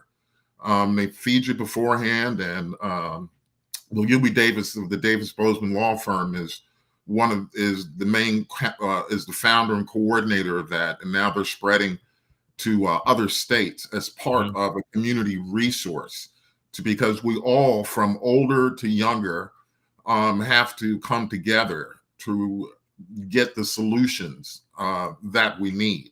So we have to come together. The village has to come together and instill the examples of what's going on within our community. And when I talk about the young folk and the shootings and everything else, it's a tragedy. And it's a tragedy that's happening near me that I have no control over. But in order for these kids to get guns, someone older had to sell them those guns.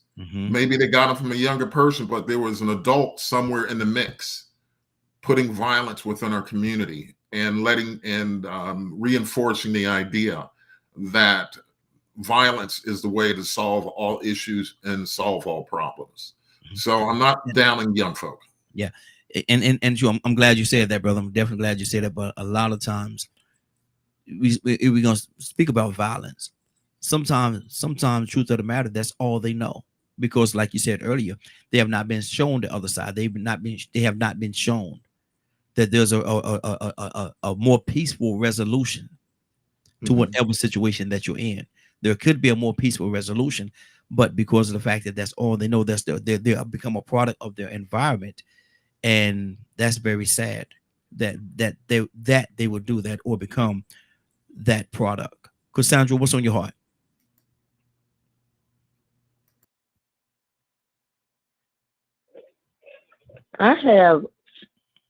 You caught me with my mouth full. I have put that sandwich down. Put that sandwich down. Not that sandwich, but that sandwich. Put that sandwich down.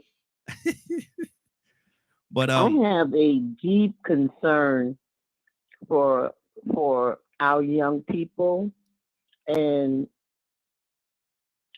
it's such a. I mean, I love our young people, and I'm talking across races. Yeah. But I'm extremely concerned about our young people. And that's when I say that, I'm like Mo. I'm not talking. We know that there's some great young people doing some amazing things. Yes, yes. But we have that group, Raheem, that is wreaking havoc in our communities. And they, like, Willa get on here and say all the time where she in Chicago, where she lives, how she's just sick and tired of every day. You got young people killing each other every day, or killing, or killing an innocent kid, little kid, or killing an older person, or and it seems like even when you try to love on them, there is something that has happened inside a lot of them that they're resistant even to you trying to love on them. So I don't know what the answer is, but maybe somebody in help in on the line does. But I have not given up on our young people. I still talk to them, and I make it a point. I go out of my way to talk to them when I'm in a store, when I'm at the gas station. Hi, baby, how you doing today? You know what I'm saying? And they go like, hey, hey, man, how you? It's like some of them look so angry that you just want to break it with something. And I say, hey, I like them shoes you got on, man, or something to like try to touch them. Does that make sense? Cassandra, do you find sometimes, because I'm a weird fella. Y'all know I'm weird. That's just why I'm weird. But I am too. But I do things outside of the ordinary sometimes. Sometimes if I'm in a mall or something like that and I see young folks walking around, I strike up a little conversation. And before I leave them, you know what I say to them? I say, I love you, man, or love you, young lady. And and I turn and sometimes I turn and walk away. Sometimes I just sit there and I watch, because it's amazing. It's amazing when you say those, I love you. They don't know how to receive that. Some of them don't know how to receive it. Some of them don't. They're like, whoa, what you mean? What you mean? Nah, bro. Nah, bro. I'm not gay, man. I'm a man. Nah, young lady. I'm not trying to come at you or nothing like that. I'm not trying to. No, I'm just telling you, I love you. And that's all it is. I ain't want nothing, expecting nothing. I'm just saying that to you. But they don't know how to receive it, Cassandra. A lot of times they just don't know how to receive it. But, and Raheem, but that's why we need to make it more normal for us to, why can't we talk to our own children? Why? Well, I'm scared of them because they, like in the building where I live, that's what they say all the time. Because, we have the break-ins, the car break-ins and stuff, and, things be happening with the young people. And they always talk about, I don't see nothing in them young folk because they'll hurt y'all. They'll make you kill them or something, But those are our children. I refuse to walk around being afraid of our kids. I'm not afraid of them. Not at all. I'm not afraid. Now, I'll use wisdom. Yeah. But I'm not afraid of them. I refuse to get into that mentality where I have to be afraid of our own young people. Exactly. Toussaint, talk to me, brother, man, because a lot of time I do that, man. And I do that with a lot of people, not just young people. I do that with a lot of people. I'm talking to somebody on the phone. I make sure before I hang up or somebody, love you. And sometimes it takes people aback to be like, whoa, what? Nah, I'm not, I'm first if it's a guy I'm talking to, bro, I ain't gay, man. What you don't even trip like that. Or if it's a young lady, now I got a wife and I'm not trying to move on you. I'm just telling you I love you and hanging up the phone. That's it. But some people just don't know how to receive that. Some people, a lot of the young people definitely don't know how to receive it. Why is that? Well, maybe they didn't have to get it. Do you deal with a lot of young people too? So do you encounter that at all? Well, it's part of my job to show them some love, because it's he said, it says, with love and kindness have I drawn you. Absolutely. That's the way to draw people. I don't care who they are. I don't care what they're doing. It don't make me no difference. People make choices. It is what it is. Life hits everybody.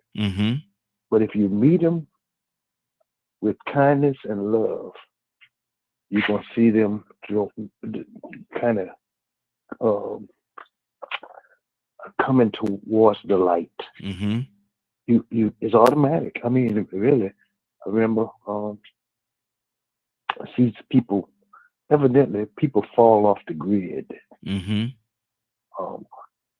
Even in our churches, we have people that, you know, you could tell they be missing Mm-hmm. for a time. Mm-hmm. When they come back or you see them somewhere else, they're hanging out and they're doing their mischief. Mm-hmm. When I see them, wherever they are, I treat them the same way. Mm-hmm. It don't make what you doing out here. That you gonna lose them. Mm-hmm. You Yeah. losing them. Yeah.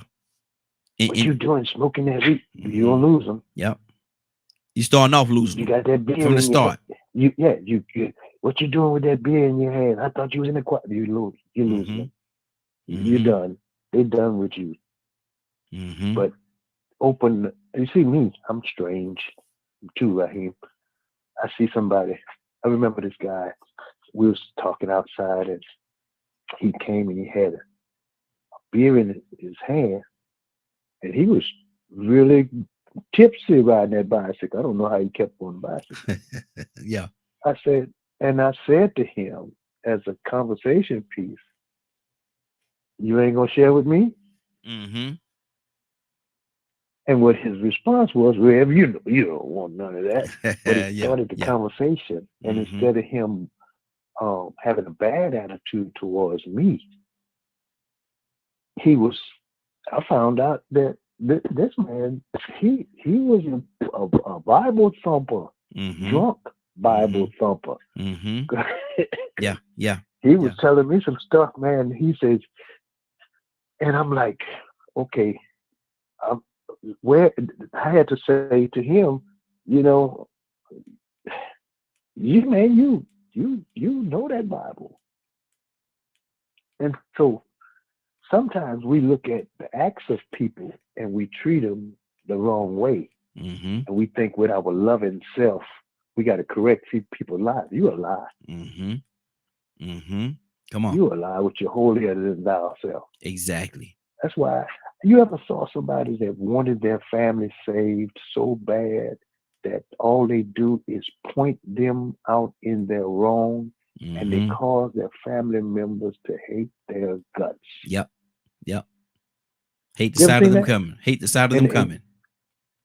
Yeah, I mean, they so holy that they can't even draw their kinfolk, because time they walk up, they say, "How you doing? Oh, blessed and highly favored. Oh, Lord, bless you. Hallelujah."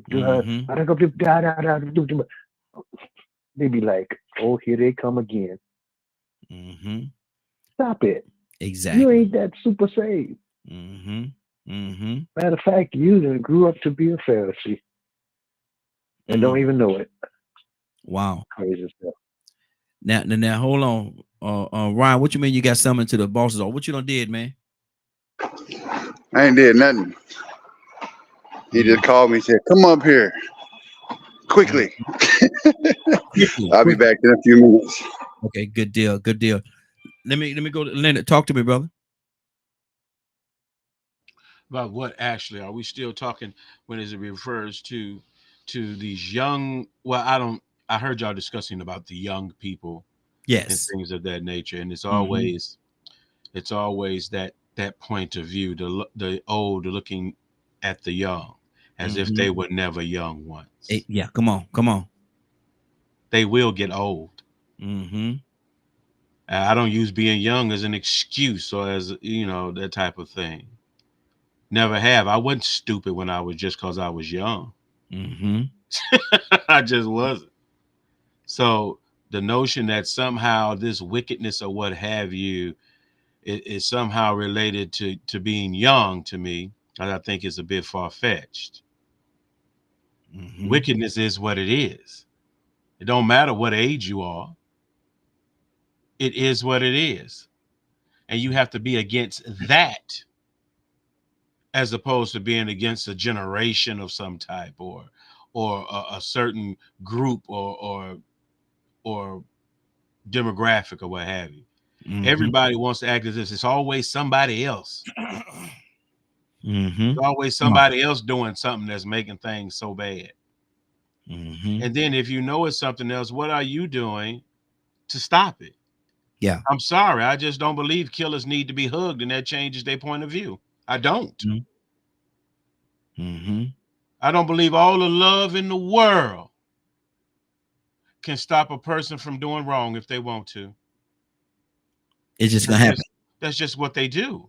It's just going to happen. It's just going to happen. Like, you know, sometimes I find that, you know, I just listen when I hear people talk about how they found Christ and all of these different before they were saved and blah, blah, blah. I didn't even have to get saved to know right from wrong. I knew right from wrong long before I was saved. So it amazes me that there ever appeared in somebody's life or somebody will say, well, I didn't know no better. I bet you did. You just chose not to do that. Boy, you lucky you didn't catch me 5 years ago, because before I became saved, because I'll have beat the brakes off of you. I doubt it. Like I doubt if you would do it now, Negro. Run up. Boasting about how bad you used to. Man, look at before. You lucky, you lucky I'm saved. Yeah. Lucky I'm saved. Yeah, and it's good for people who remember how those ways were changed if you were that person. That's your testimony, but not your threat. Yeah. You know, I used to be this or I used to be that. That's an accomplishment, obviously, that you were trying to improve and you made it. Okay, you don't do that no more. But I think, you know, we have to stop pointing the blame at people, places, and things and start really pointing at wickedness. Yeah. You can't keep dressing it up and changing it to whatever's popular to say. You just as wicked as anybody was back in Jesus' days. Saved or unsaved. Saved or unsaved. Like I say, I ain't never had that luxury that some of you talk about. When everything was so great and good and you know, blah, blah, blah, whatever. There was something wrong I knew I shouldn't be doing. I did it anyway because I felt like it. So I don't think back to when I wasn't wrong and when I was innocent, because I don't remember. Wow. 508-924-3521, 508-924-3521. Mo, talk to me, brother. I think everybody's pretty much on point with this. No one has said that kids today are evil, in broad general strokes. But as the brother said, you know, wickedness is wickedness. Bad behavior is bad behavior. There's no age limit on it. You know, you can see the wicked people throughout history who did things thinking in their own mind. They were acting rationally. You know, everybody thinks they're a rational actor. Putin thinks he's a rational actor. Trump thinks he's a rational actor. We can go on down the line. In their minds, they're doing what they think they need to do to survive. And that's what we have to realize with these kids too. They're doing what they think they need to do in order to survive. And that's very important. We can't negate that or mince it any other particular way. Wow.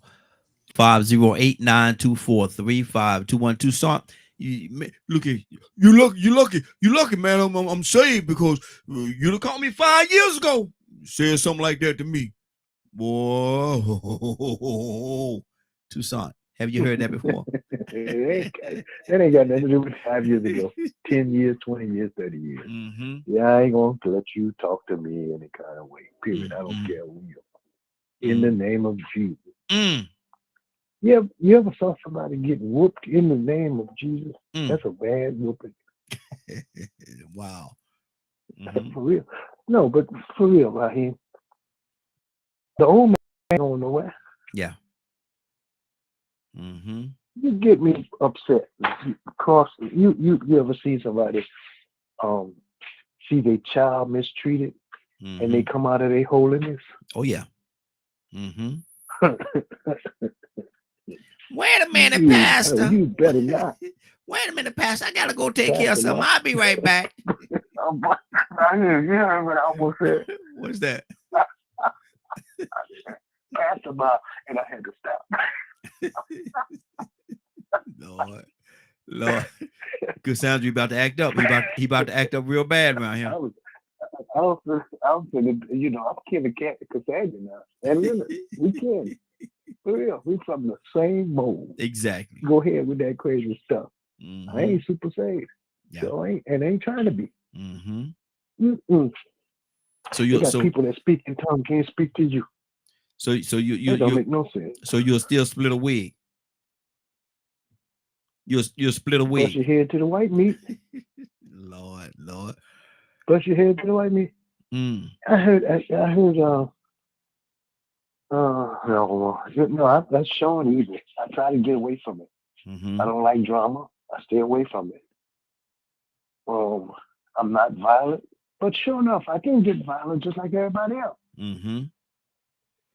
What you think people get guns for? But no, man, no, man, look here. You done broke in my house. Let me pray for you. Okay. Yeah. You know, I got a license to bury you. Wow. Lay him down and bury I got the book. Yeah. Ashes to ashes, dust to dust. So yeah. You came in preacher. Ashes to ashes, ashes to ashes, dust to dust. You came in my house now. I gotta do what I must. Yeah, right. They had a local pastor. Somebody broke in the house and he shot him. And the people got all irate about it. They're talking about, well, he's supposed to be he's a preacher. Is. He protecting his household. Yeah. So what you gonna do? Shoot him. You what you supposed to do? Oh, come on, let me fix you a sandwich. No, you're supposed to have shot him with some words. In John, it says that blah, blah, blah, blah, and then in Malachi, it says that you and I said about over there and and then what you supposed to do? Put on the whole armor of God. Yeah, put on the whole armor of God. I'm protected. I see you got my TV on your back, but I'm protected. The sword of the Spirit. And then put that machete on your back. That sounds so violent.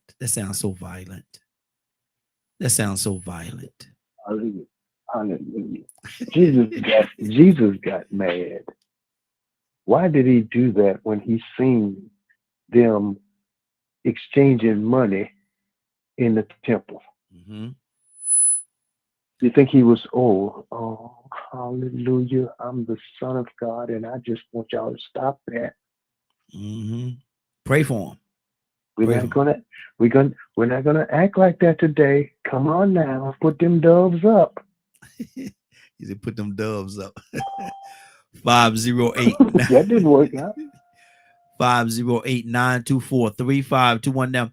Now, Ryan, now, as Christians, are we supposed to be violent as well? Are we supposed to be violent? Are we supposed to be ready to split somebody's head down the middle? You gotta do what you gotta do. I don't know about all this white meat stuff and start making me question what's going on around here, Tucson. Whether if they got black meat, just bust them out. Listen, man.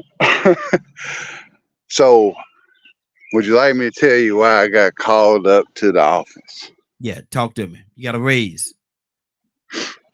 Not yet. It's coming though. So I hired this gentleman last week from the city. Came out, applied, dressed real nice, spoke real well, like educated, right? Really hard pressed to get this job. Toured him around. So when I do an interview, I show the hardest aspects of what you got to deal with in here. Young man, 23. Go ahead and send him an offer letter. So he goes and does his drug test, going through background. I'm like, sweet. Usually you get that far, you in. Mm-hmm.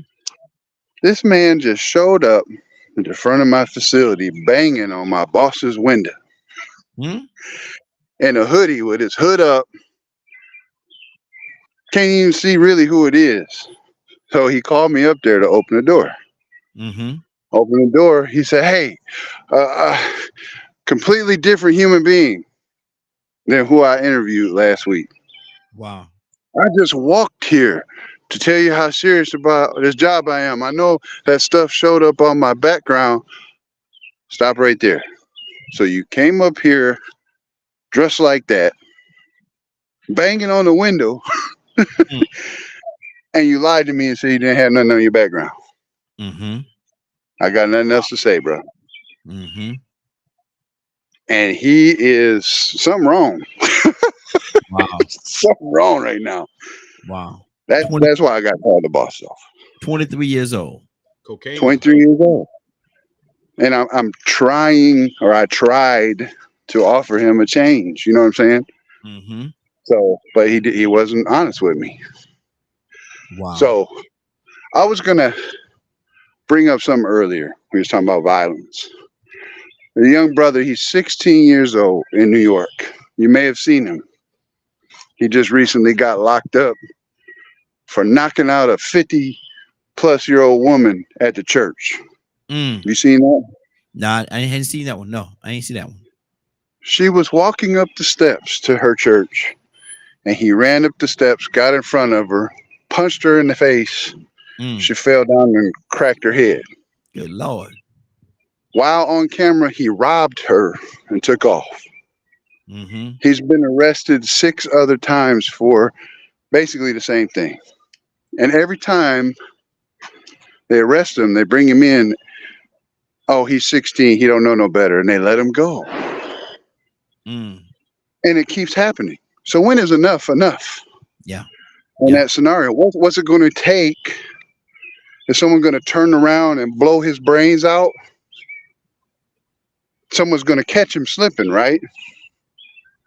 And then it's going to be the blame on the person that shot him because he's 16 and don't know no better. How do you navigate that? Wow. That's one of those things that I have a hard time navigating.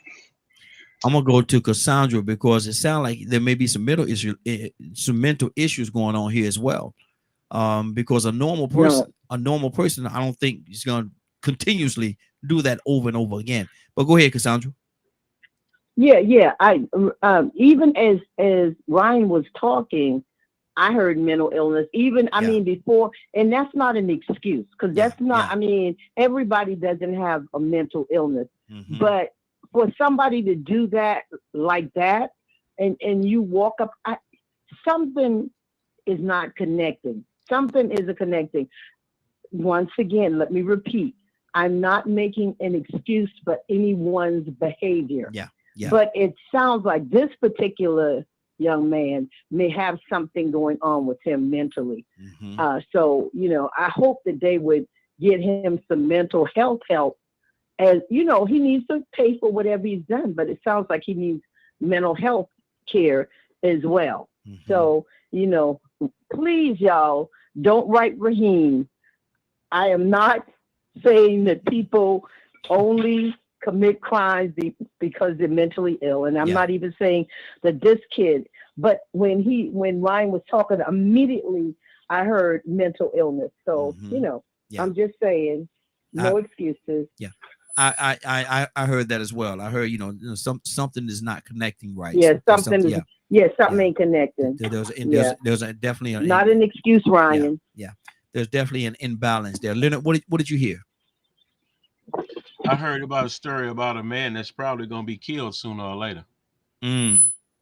Wow. Mental illness or not? No, I could care less. See, I'm not that way. I'm a behavior type of guy. I don't have no special feelings. I don't have no need to label or what have you. I'm basically just clearly on that particular action. You have to pay for your behavior. I don't care where you came from, what color you happen to be, or what situation you happen to be from. There is a cost that must be paid. I'm like Ryan. I mean, a lot of people say, I don't know what to do. I know exactly what to do to him. And what's that? Oh, he's going to be confined for the rest of his natural life. Would you want to put him in a regular institution or a mental institution? Well, it really depends. He can be in a penal institution that offers mental health. But one, I believe everybody should be punished for their behavior when they do such things. I don't believe there's any excuse for it. Because one, that's the only way you make hold people accountable is for what they do. And that's what we should be doing. But 2 times we offer too much discretion in these matters. This notion that just because you're 16, for some reason, you don't know right from wrong. Like I say, I don't know about that. You know, that courtesy y'all give some people. I don't. Okay. But see, my thing is, and again, I'm gonna put this disclaimer out there, not necessarily a disclaimer, but I'm gonna say this: everybody have their own opinion, and I'm not here to give anybody their opinion. People feel the way they feel, and that's one of the beauties of being on the Morning Glow. We speak what we feel, but I think that if a person is not in their, if they're right now in their right faculties, if their mind is not working, now the lady that happened to, or the people that happened to, I'm sure they don't want to hear me say this because they've been assaulted. And they don't want to hear me say this, but my thing is, if a person has an imbalance, I think we need to address that imbalance first too. I think we need to, do what we can do to help them. Right. I mean, like I say, and I'm kind of opposite of that. So I don't have that notion. Like I say, I don't believe you hug a murderer and it changes his point of view. Facts. But at the same time, I think if a person is doing something not knowing and because their mind is not right, I think that needs to be addressed as well. I'm not saying I grew up around a lot of folks whose mind wasn't right. Okay, but like Cassandra, I don't want to come across as if I'm making an excuse for them. That's not what I'm trying to do. But I think that they do need help. They do need help. I mean, I guess. You know, yes. I look at it from a different. I kind of take both of your sides, right? But I'm looking at it from a third party perspective. I think that in this case, this man has been robbing and knocking these old white ladies out and robbing them and getting away with it, and he keeps doing it because they keep just letting him out of jail. Yeah, they're not holding him accountable. So he's like, I'm gonna go ahead and do it again because they're not gonna do anything to me. Why do you think that's how I feel? Why do you think they keep letting him out though? Maybe that's exactly why. This is from their mouth. Is he's 16? He don't know no better. That is from straight from. Like, come on, man. Some of that now. There's Ryan, a big difference. Ryan, can you send me that story? Because I want to see that. And they're specifically saying they're letting him go because he's 16 and he doesn't know any better. They're putting 12-year-olds in jail. So you're saying, hey, I got you back on that one. I'm 100% with you because I'm in the same boat. They've done executed people at that age for killing folks. Yeah. So Ryan. But this is New York. This is New York, Cassandra. It's New York. New York's done gone and lost their mind. New York, a lot of people up too, though. I know, but it's like these other states where you come on in, you can steal as much as you want as long as it's under a certain dollar amount. They're incentivizing crime. It doesn't make any sense. See, that's especially if he's done that more than once and they've caught him doing that more than once. To say that they're going to let him out, he's only 16, he don't know no better. That's you know what I related to, Raheem? That's tricky to me. That's real tricky to me. What's that? Because it came up earlier where I mentioned it in the chat as it relates to hypocrisy. And people that you claim moral values, but your behavior is indicating something different. Which means the moral value you use at your leisure. but you usually do what you want to do. And this is the state that we're in. Wow. And then we have all these people that make excuse for this wickedness. Mm-hmm. And then they now wringing their hand. We don't know what to do. You'd know what to do if he punched your girlfriend in the face, I bet. Mm-hmm. You know what he do if he punched your wife, your daughter. You know then, wouldn't you? Mm-hmm. But when it's somebody else, now all of a sudden you don't know. Wow. See, you all took offense when they used the word super predator. Mm-hmm. While these super predators roams your neighborhood all day and night. Just looking for people to assault and to offend. You ever been around a group of people that's sitting there planning their wrongdoing for the evening? Have you? I'm just asking. No, I have not. Some of you may not want to admit it. I have not. No. Okay. Not knowingly. Okay. So if you don't know these people, and you out there look, well, something must be really wrong. Yeah, they wicked. They like to do wrong. They ain't got no mental problem. They just like to do wrong. They like to steal. They like to rob. They like to kill. That's what they do. Wow. Hugging ain't gonna help these people. A person, Leonard. See, this is real touchy right here. A person that's willingly just going out and harming and hurting another individual, another person. You don't think there's an imbalance in that person? No. Wow. They may just want something that they may just, or they may be mad, and that's maybe the way they take their anger out on other people. You never know. I mean, I find it hard to. I'm 53 years old. Wicked people are a dime a dozen. Wow. They everywhere you go. You be sitting around minding your own business, and they'll come fooling with you to try to get them to go in to do something wicked. And this, I'm sorry, but I don't want to seem like maybe Tucson need to respond. Because I can't be the only one. This can't be rare. I mean, this is pretty normal and natural going on. It's been going on for quite a minute now.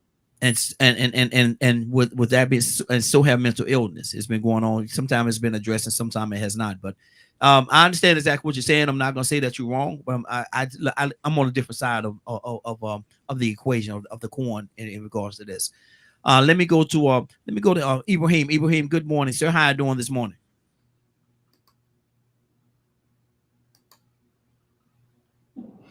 Hello. Yeah. Hello. Good morning. Good morning. How are you doing this morning? I'm doing well. What do you do in abundance? There you go. What do you think about what we're talking about right now, man? This 16-year-old walked around and it's been clarified, said that it was a 68-year-old woman and he punched her, robbed her, and she fell and fractured her skull. But see, he's done it to several other people. Do you think there's some kind of mental illness going on right here? What do you think should happen? So it's been said that they let him go because he's 16. I think we got a mass. I'm getting feedback. Y'all got that?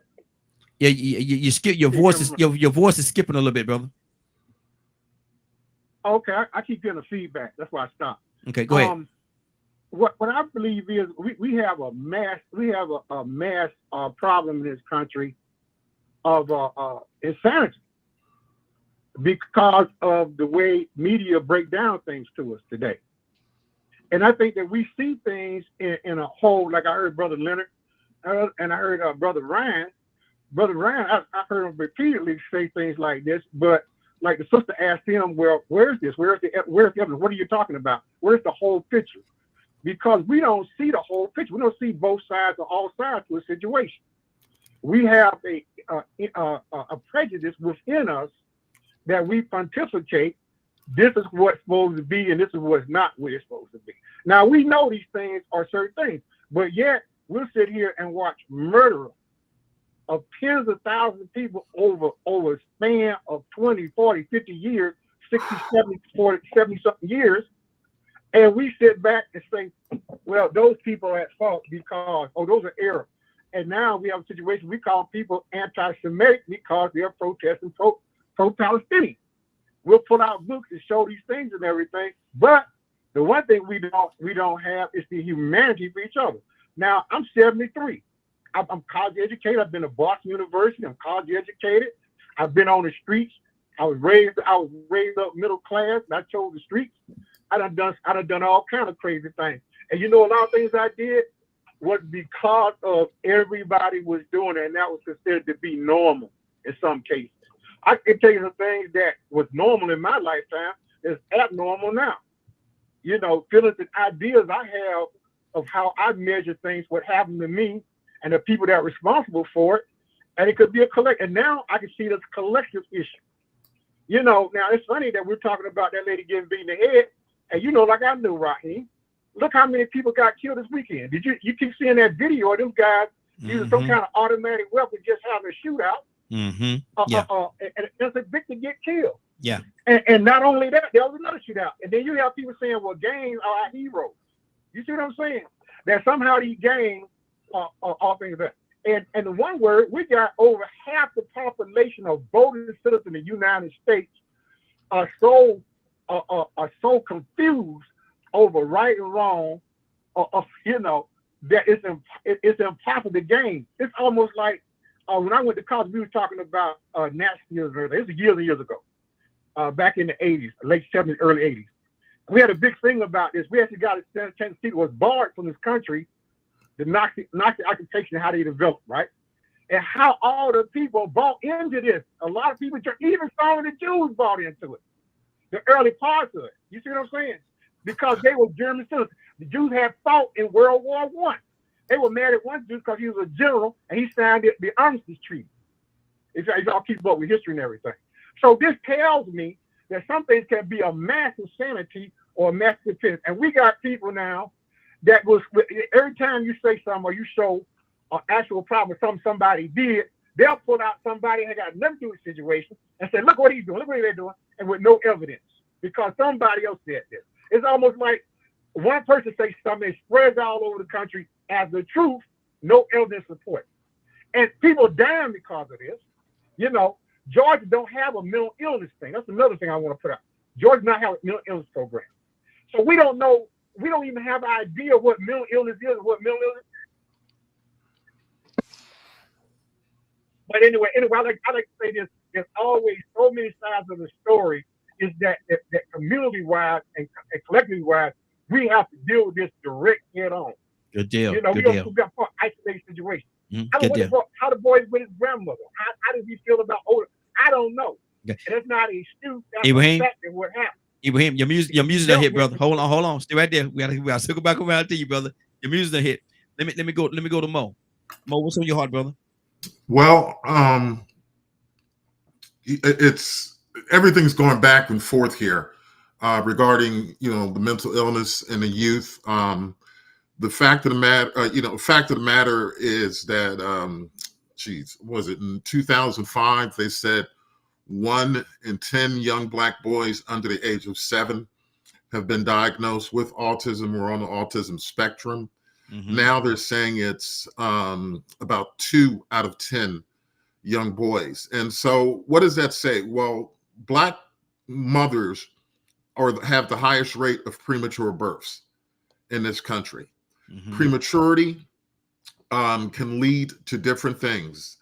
My twin boys were born premature. One weighed 4 pounds, 5 ounces. The other one weighed 3 pounds, 11 ounces. The one that weighed 3 pounds, 11 ounces was in hospital for the first 8 months of his life at Children's Healthcare. The other one, you know, he was out sooner than that, put on the weight. But that older twin, I've had the most difficulty with. And he's on the spectrum with the ADHD, intermittent explosive disorder, a whole bunch of stuff. And I had to make that decision to get law enforcement involved with him because now he's 19. And he had an episode where he tried to kick in the front door because I wasn't opening it fast enough to get his belongings after he attacked his brother. And so there are very few resources in the community you have to look for them. They're not going to find you. And these young kids are in crises right now, mental health crises, or at the Fulton County Jail. Many of them are not getting their medication because no one has come forward, parents or guardians, to let them know, hey, my child needs this medication. My child should be eligible for counseling while he's in jail. It's a lot headier things. And when these kids go into the justice system is not concerned about their mental welfare or, their well-being. They have to provide some services, but the fact of the matter is, many counties rely on prisoner population, getting that funding in. And you see more and more young people, both young Black men and young Black women, who are been institutionalized because of mental health issues. So we need a little bit more mercy. I'm not saying hold them accountable for their actions. Definitely, if they're creating violence, you don't have to have a violent person around you. But at least take the proper actions if they're a family member or someone close to you to get them the help that they need. That's good. That's good. Ryan, talk to me, brother.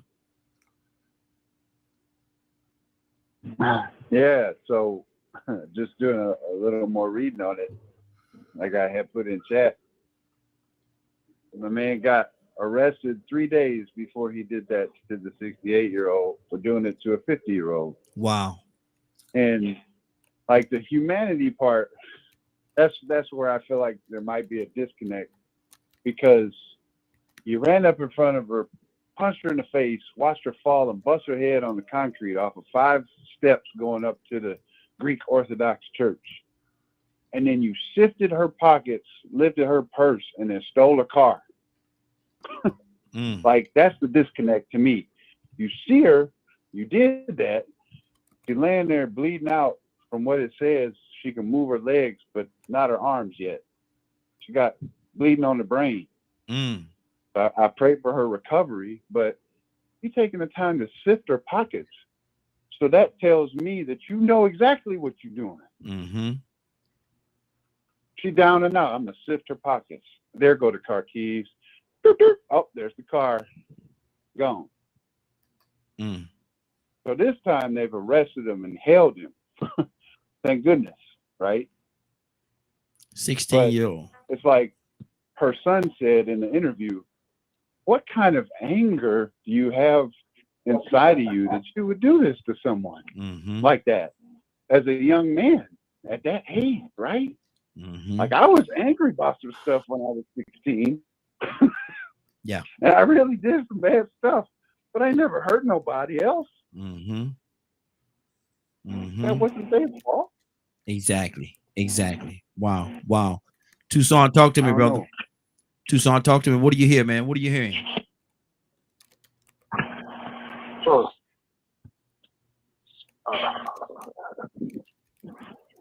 stupid. I know Raheem, I'm kind of a different guy.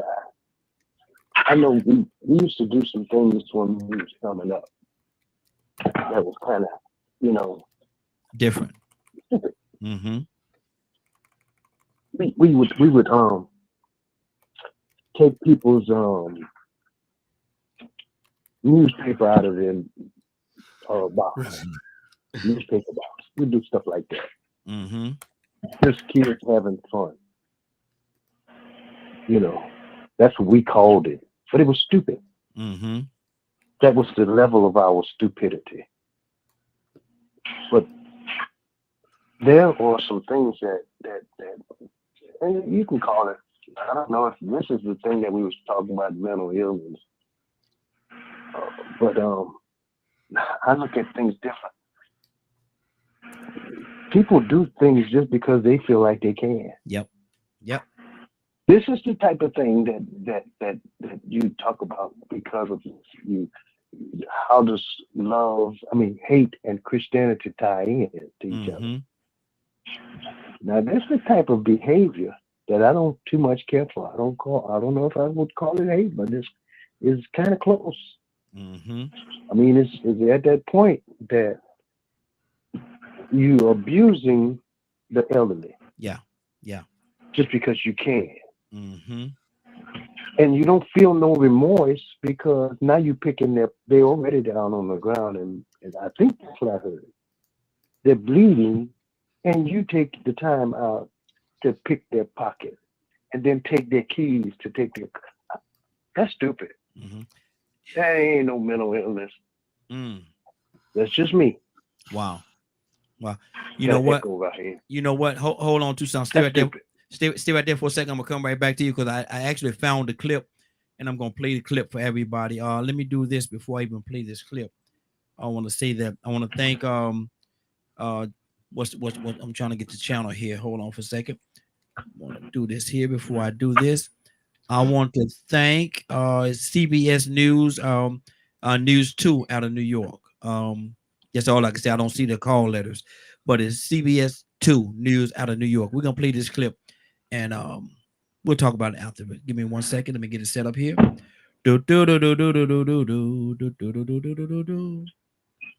right, here it is. Let's listen to this. Under arrest, accused of pushing a woman down the stairs outside of a Queens church. The victim is now recovering in the ICU. CBS News' Natalie Duddridge live outside the 107th Precinct in Fresh Meadows with more. Natalie? Good morning, Chris, Mary. Well, I had a chance to speak to the victim's nephew earlier this week, and he said that she suffered a fractured skull, a black eye, but is finally showing signs of improving, is now recognizing her family. So he says that's very hopeful. Now, this all happened on Sunday morning, and as you mentioned, the police now made arrest a 16-year-old boy.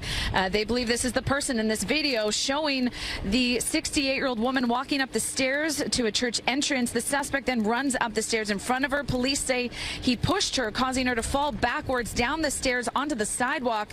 This all happened outside of the St. Demetrius Church on 152nd Street. Authorities say the suspect grabbed the woman's bag, checked her pockets, and then took off with $300, her cell phone, a credit card, and keys in her bag.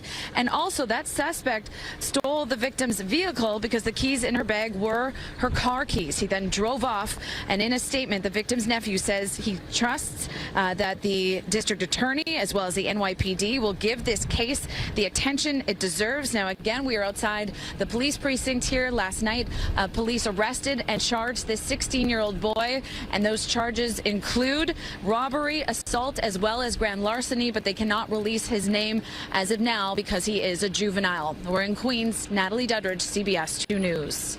Natalie, thank you. Wow. There you have it. There you have it. Go ahead, Tucson. Well, now I'm mad. Mm-hmm. Now I'm really upset. And I would say prosecute his little tail to the fullest.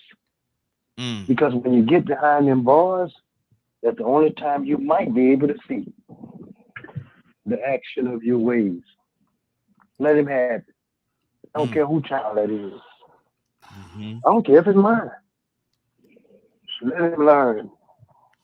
Because this is an elderly woman. You mean to tell me you're going to walk up behind her and then you stand right in her face, see how old she is, see the woman, helpless, and you just push her down. Lock his little tail. I'm being kind. There's some things that I used to would say. You see what I'm saying? Used to. It might be just, Cassandra may know, sometimes they do that out of initiation for gang,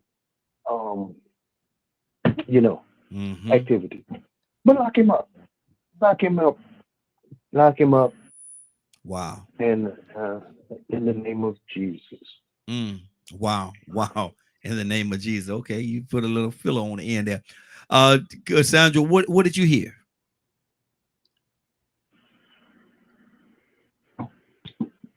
Of course, that he's a troubled.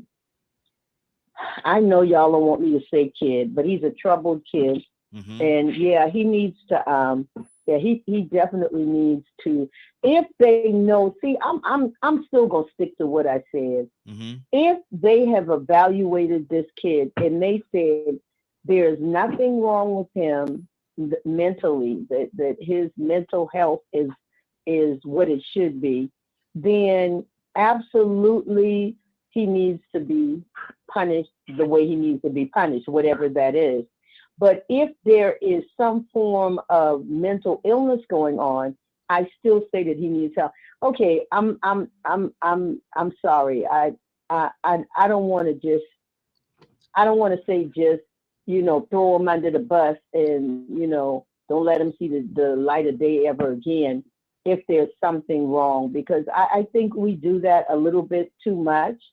And when I worked in the federal prison system, when I was, teaching there, man, when I tell you the 18-year-old kid with 20 years for dealing drugs, I mean, it was like, what? I just didn't see that. I mean, and maybe I'm just unrealistic, but let me. But, I don't know. Because let me ask you this. Yeah. And I'm with you on that. Like I say, I feel I voiced it earlier that I feel like he should be evaluated and find out what is really going on with him. I do agree with that part. But the violence side of it, how do we stop that? When does that stop? Because this is a 68-year-old woman. She's on her way into the church. And he walk up to her and push her down, and you can see him going, pick up a pocketbook, going through her pockets on her coat and everything. All that you can see all that. You can see all that. When does the violence stop, though? She didn't deserve that. She didn't deserve that. Okay, let's just say he's evil. If he's just plain evil, then it's not going to stop until the evil is dealt with, and that means still getting him some type of spiritual help or something so that his mindset change.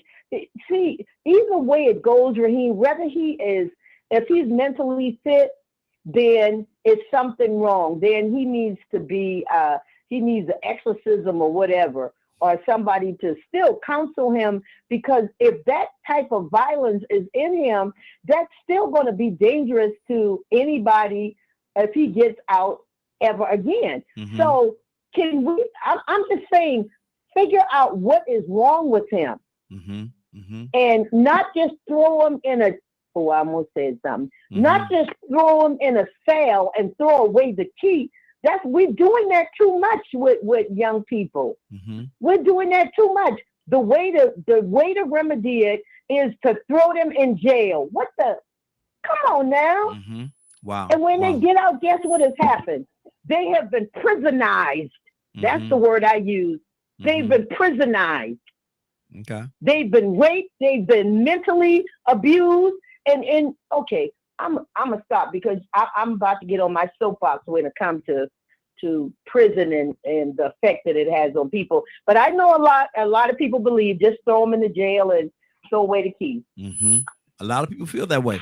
That's their their solution. Yeah, that's their solution. Let's keep Ryan, talk to me, brother. I found the clip, man. I played the clip. We watched the clip. What's next? What is next? That's the question of the year, ain't it? What's next? Yeah. What's next is I don't know. Did you look, because you played the article that I was just reading through. Did you look at his face? They can't say his name, but they put his picture out there. Like when I look at his face, it's just like, at 1,000-yard stare they say people get when you a killer. That's what I see in his face, and it breaks my heart because he's so young. And now, if they hit him with all these charges, did it make you think, Ryan, for a second? Did it make you think, even just for a second, how did he get there? Oh, of course, that happens to me every time. What happened? What happened? Because at 16, you shouldn't even be thinking about that, right? Yeah. You should be thinking about school or sports or something.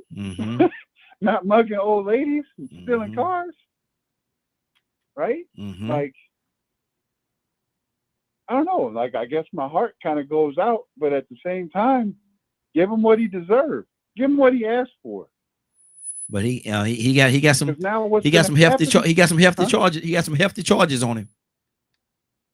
Yeah, he does. And what does that look like in the long run? Because you used to be a CO. I used to be a CO. Yeah. I don't know if you ever did any intakes. Yeah. On people who flipped from juvie to coming in. Yep. Yep. To adult time, but you know what's going to happen to him. Mm-hmm. He's a victim. He's either going to get clicked up. He's a victim. Be somebody's baby. Mm-hmm. And his whole life is going to get even worse. Yep. He's definitely based a off victim. those decisions, that he might even become institutionalized. Mm-hmm. And to me, that's a hard pill to swallow for someone so young. Mm-hmm. And the only thing we can hope for is that on the inside, one of them OGs pick him up, pull him to the side, and try and mentor him for a venture. Hey, when you get out of here, you got to change. Mm-hmm. Don't be like me, because there's plenty of cats like that locked up right now. That their heart goes out to these young guys because they don't want to see them go through the things that they went through. I've witnessed it myself, being a CO. Exactly. Wow. It's a lot tied into that thing, man. It's a lot tied into that thing, man. And some people listening in might say, well, why y'all concentrate so much on him? There was a victim, and the young lady, 68 years old, she was the victim. And absolutely. And I'm not saying, and like I said earlier, she certainly, without a doubt, without even a shadow of a doubt, without even blinking my eyes, she did not deserve that. She did not deserve that. Only thing she was doing was trying to go to church. And have somebody on the stoops of the church come and run around her and push her down. She fall on the ground, crack her skull and all kind of things, man. She's laying there at 68 years old in excruciating pain. And to have him to grab her pocketbook, go through a pocketbook, grab it, go through her coat pockets, grab her keys, go hit the little button on the keys and find the car and get in her car while she's laying on the ground, possibly dying. And he start a car up and drive off and leave her there. Leonard, that's a lot, brother. That's a lot. I mean, what y'all want to do? Leonard, you're the judge in this matter. What do we do? Oh, he gonna give me 15. He gonna get the state 15. Wow. And we're not talking about it. We're not discussing it. Strictly based on the facts. Mm-hmm. Wow. I would really love if he had an intent to find out if maybe he had some type of weapon on him, so I could give him the weapons charge as well and make it an armed robbery. Well, you hit him pretty hard, ain't you? I'm gonna hit him as hard as that lady hit that concrete. Y'all can sit around here and pray about the devil all you want. I'm not. I have no sympathy for people that harm the innocent. And she was zero. And she was very innocent. And she was, and I got to stand with you on that because she was very innocent. Cassandra said 15. Or you think that's a little harsh, Cassandra? I say just put them up against the wall and shoot them. They ain't no good. They'll never be anything. He's 16. He'll never amount to anything. Just go ahead and put him up against the wall and shoot him. That's my answer. That's my answer for 100. No, it ain't. I think you should take everybody that's a criminal, everybody that breaks the law and do something to somebody innocent. I want y'all to put them up against the wall and just go ahead and shoot them all.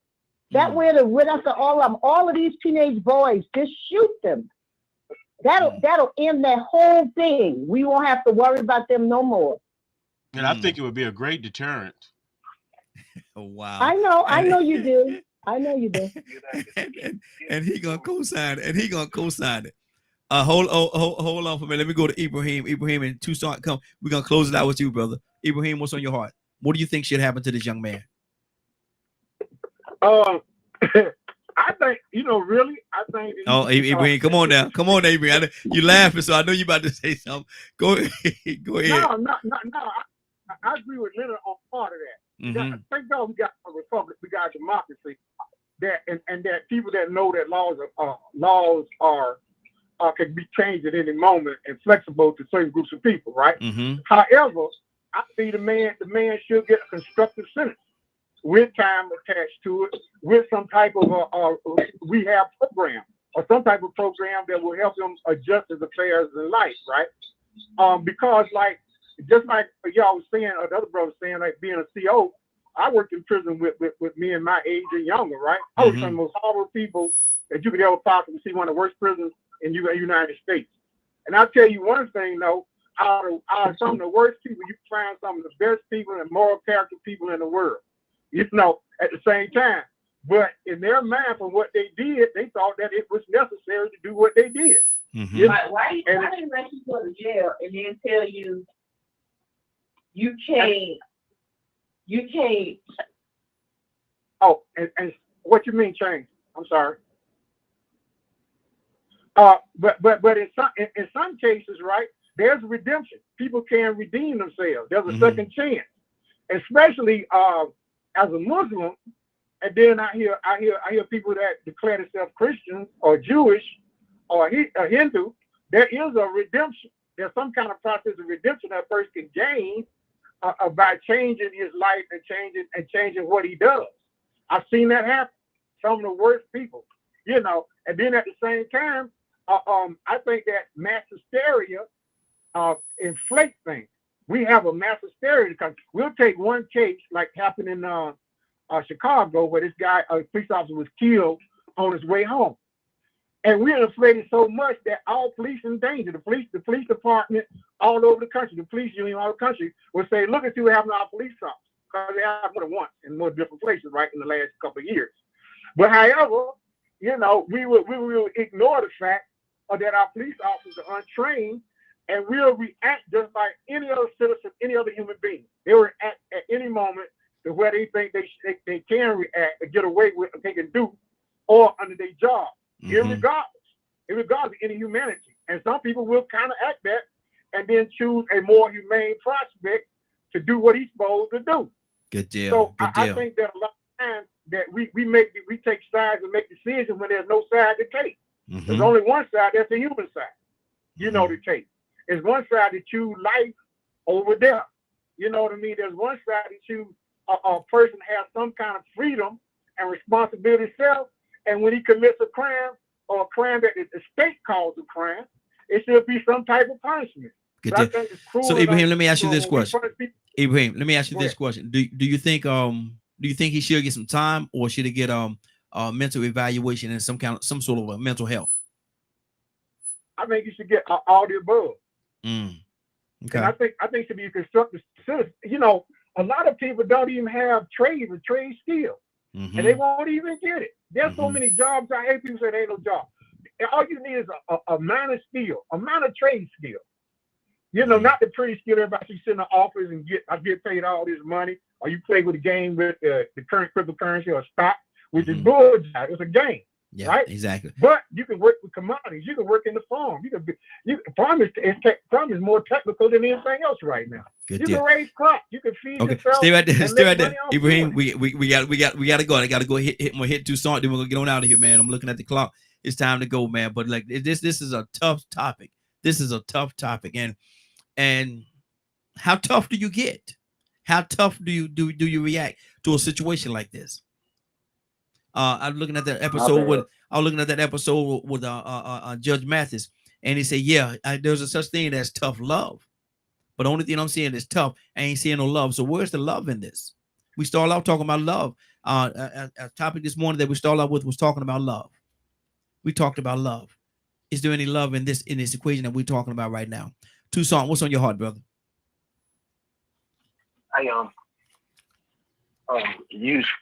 When they go to the jail to quote minister to young men that's there, I tell them, you know, this is the place that God has saved your life because you wouldn't stop. So He stopped you.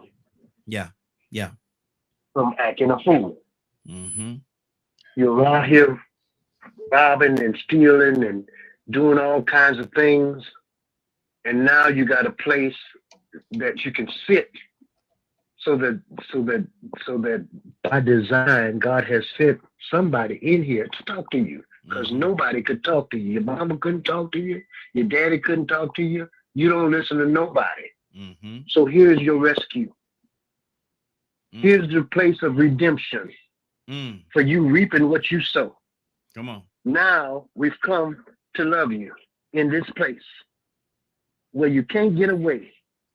Prison is a captured audience. They got people talking about, well, I ain't got nowhere to preach. I ain't got nowhere to teach. I can't, nobody, my pastor won't let me preach nothing. Well, go to the jail. You got a captured audience. They ain't going nowhere.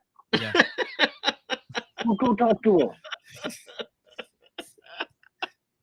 That's the way I feel. This dude, man. I mean, hey, that's a good learning experience, because you want to be a bold soldier. They in there cussing and fussing and playing cards and doing all kinds of things. Go talk to them with your bold self, mighty man, mighty woman of God. Go talk to them.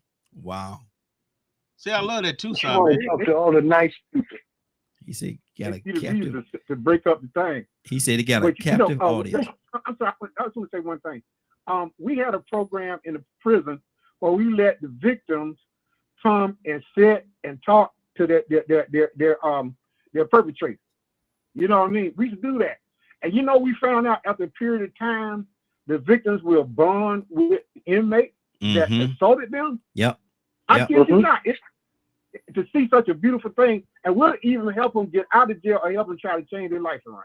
And that was a good success rate, and it's crazy that we think of the most drastic terms to deal with people. We don't want that for ourselves. And yes, if somebody killed my mother, my wife, a 70-year-old woman or a 60-year-old woman, something like that, or my sisters, or my brother, I'm gonna take revenge. That's illegal. I'm gonna do it because that's what's in my heart. However, but if they go to trial, I'm gonna sit and wait and see how the trial portrays, see what all the problems was. One is I'm thinking, that is the latter I'm thinking, and the first I'm reacting. Good deal. I choose to react at certain times about certain things. That's how I was raised, right? But when given a chance, I would choose to think it out. I learned not to just kill people and label everybody as one thing, right? But I also learned discernment as well, and I would Ibrahim, a better angel, as Obama said, to do the right thing. Okay, Ibrahim, we got to get out of here, man. I'm gonna give everybody a 1 minute. If you have something you want to say on this topic before we end, 1 minute, because we got to get out of here. It's 10:10 already. So anybody else have anything they want to say before we get out of here? My bad, Raheem. I didn't mean to steer the course off the topic. No, actually, it lined up because it rolls right into the love conversation that was having. So yeah, it fits. Yeah. I want to stay this long if it didn't fit. I wouldn't say. I'll say okay, let's move back to our topic. But yeah, that's that's good. That's good because a lot of times we got to check our own hearts, man. What is wrong with Leonard over there? What is wrong with Leonard? I love people, man. I love people. I just want to say that I love people, but some things I just can't get behind. Yeah. And in that certain situation, that teenager is going to be lucky if he gets locked up, or maybe not. Maybe somebody will knock him off the stairs and he crack his skull open. You know what I'm saying? So it's a touch, like you said, it's a touchy, complicated situation because you want to love him because of his age, but at the same time, he did wrong. An eye for an eye, huh? Wow. Let me do this. Let me go to Cassandra. Cassandra, somebody been listening to this broadcast. Cassandra said, "Oh my God, I missed some of that. I missed some of that. I wish there was a way these good people would allow me to see this thing or hear this thing again in its entirety." Cassandra, are we gonna be good people and we're gonna give them an opportunity to do that? Absolutely not. We're going to put them against the wall and we're going to shoot them because that is what we do with people.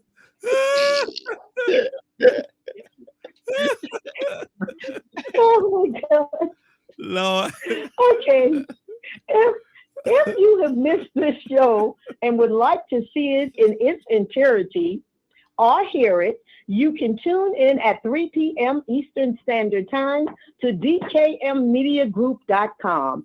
3 p.m. Eastern Standard Time at DKMMediaGroup.com. And we're not going to shoot you. Not going to shoot you at all. We're going to shoot you with some love. We're going to shoot you with some love. Yeah. Well, Toussaint, can I get you to pray us out this morning, sir? Yeah, okay. Well, God, we come now, and we have to give you glory and honor, praise. We lift you up. Teach us your ways, your will, so that we would be better as we relate to one another. Give us the type of love, agape love, that you have for us, that we should have for one another. Guide us with your word, then let your word be a lamp to our feet and a light to our path. God, we ask that you would special blessing for our youth and young. Yes.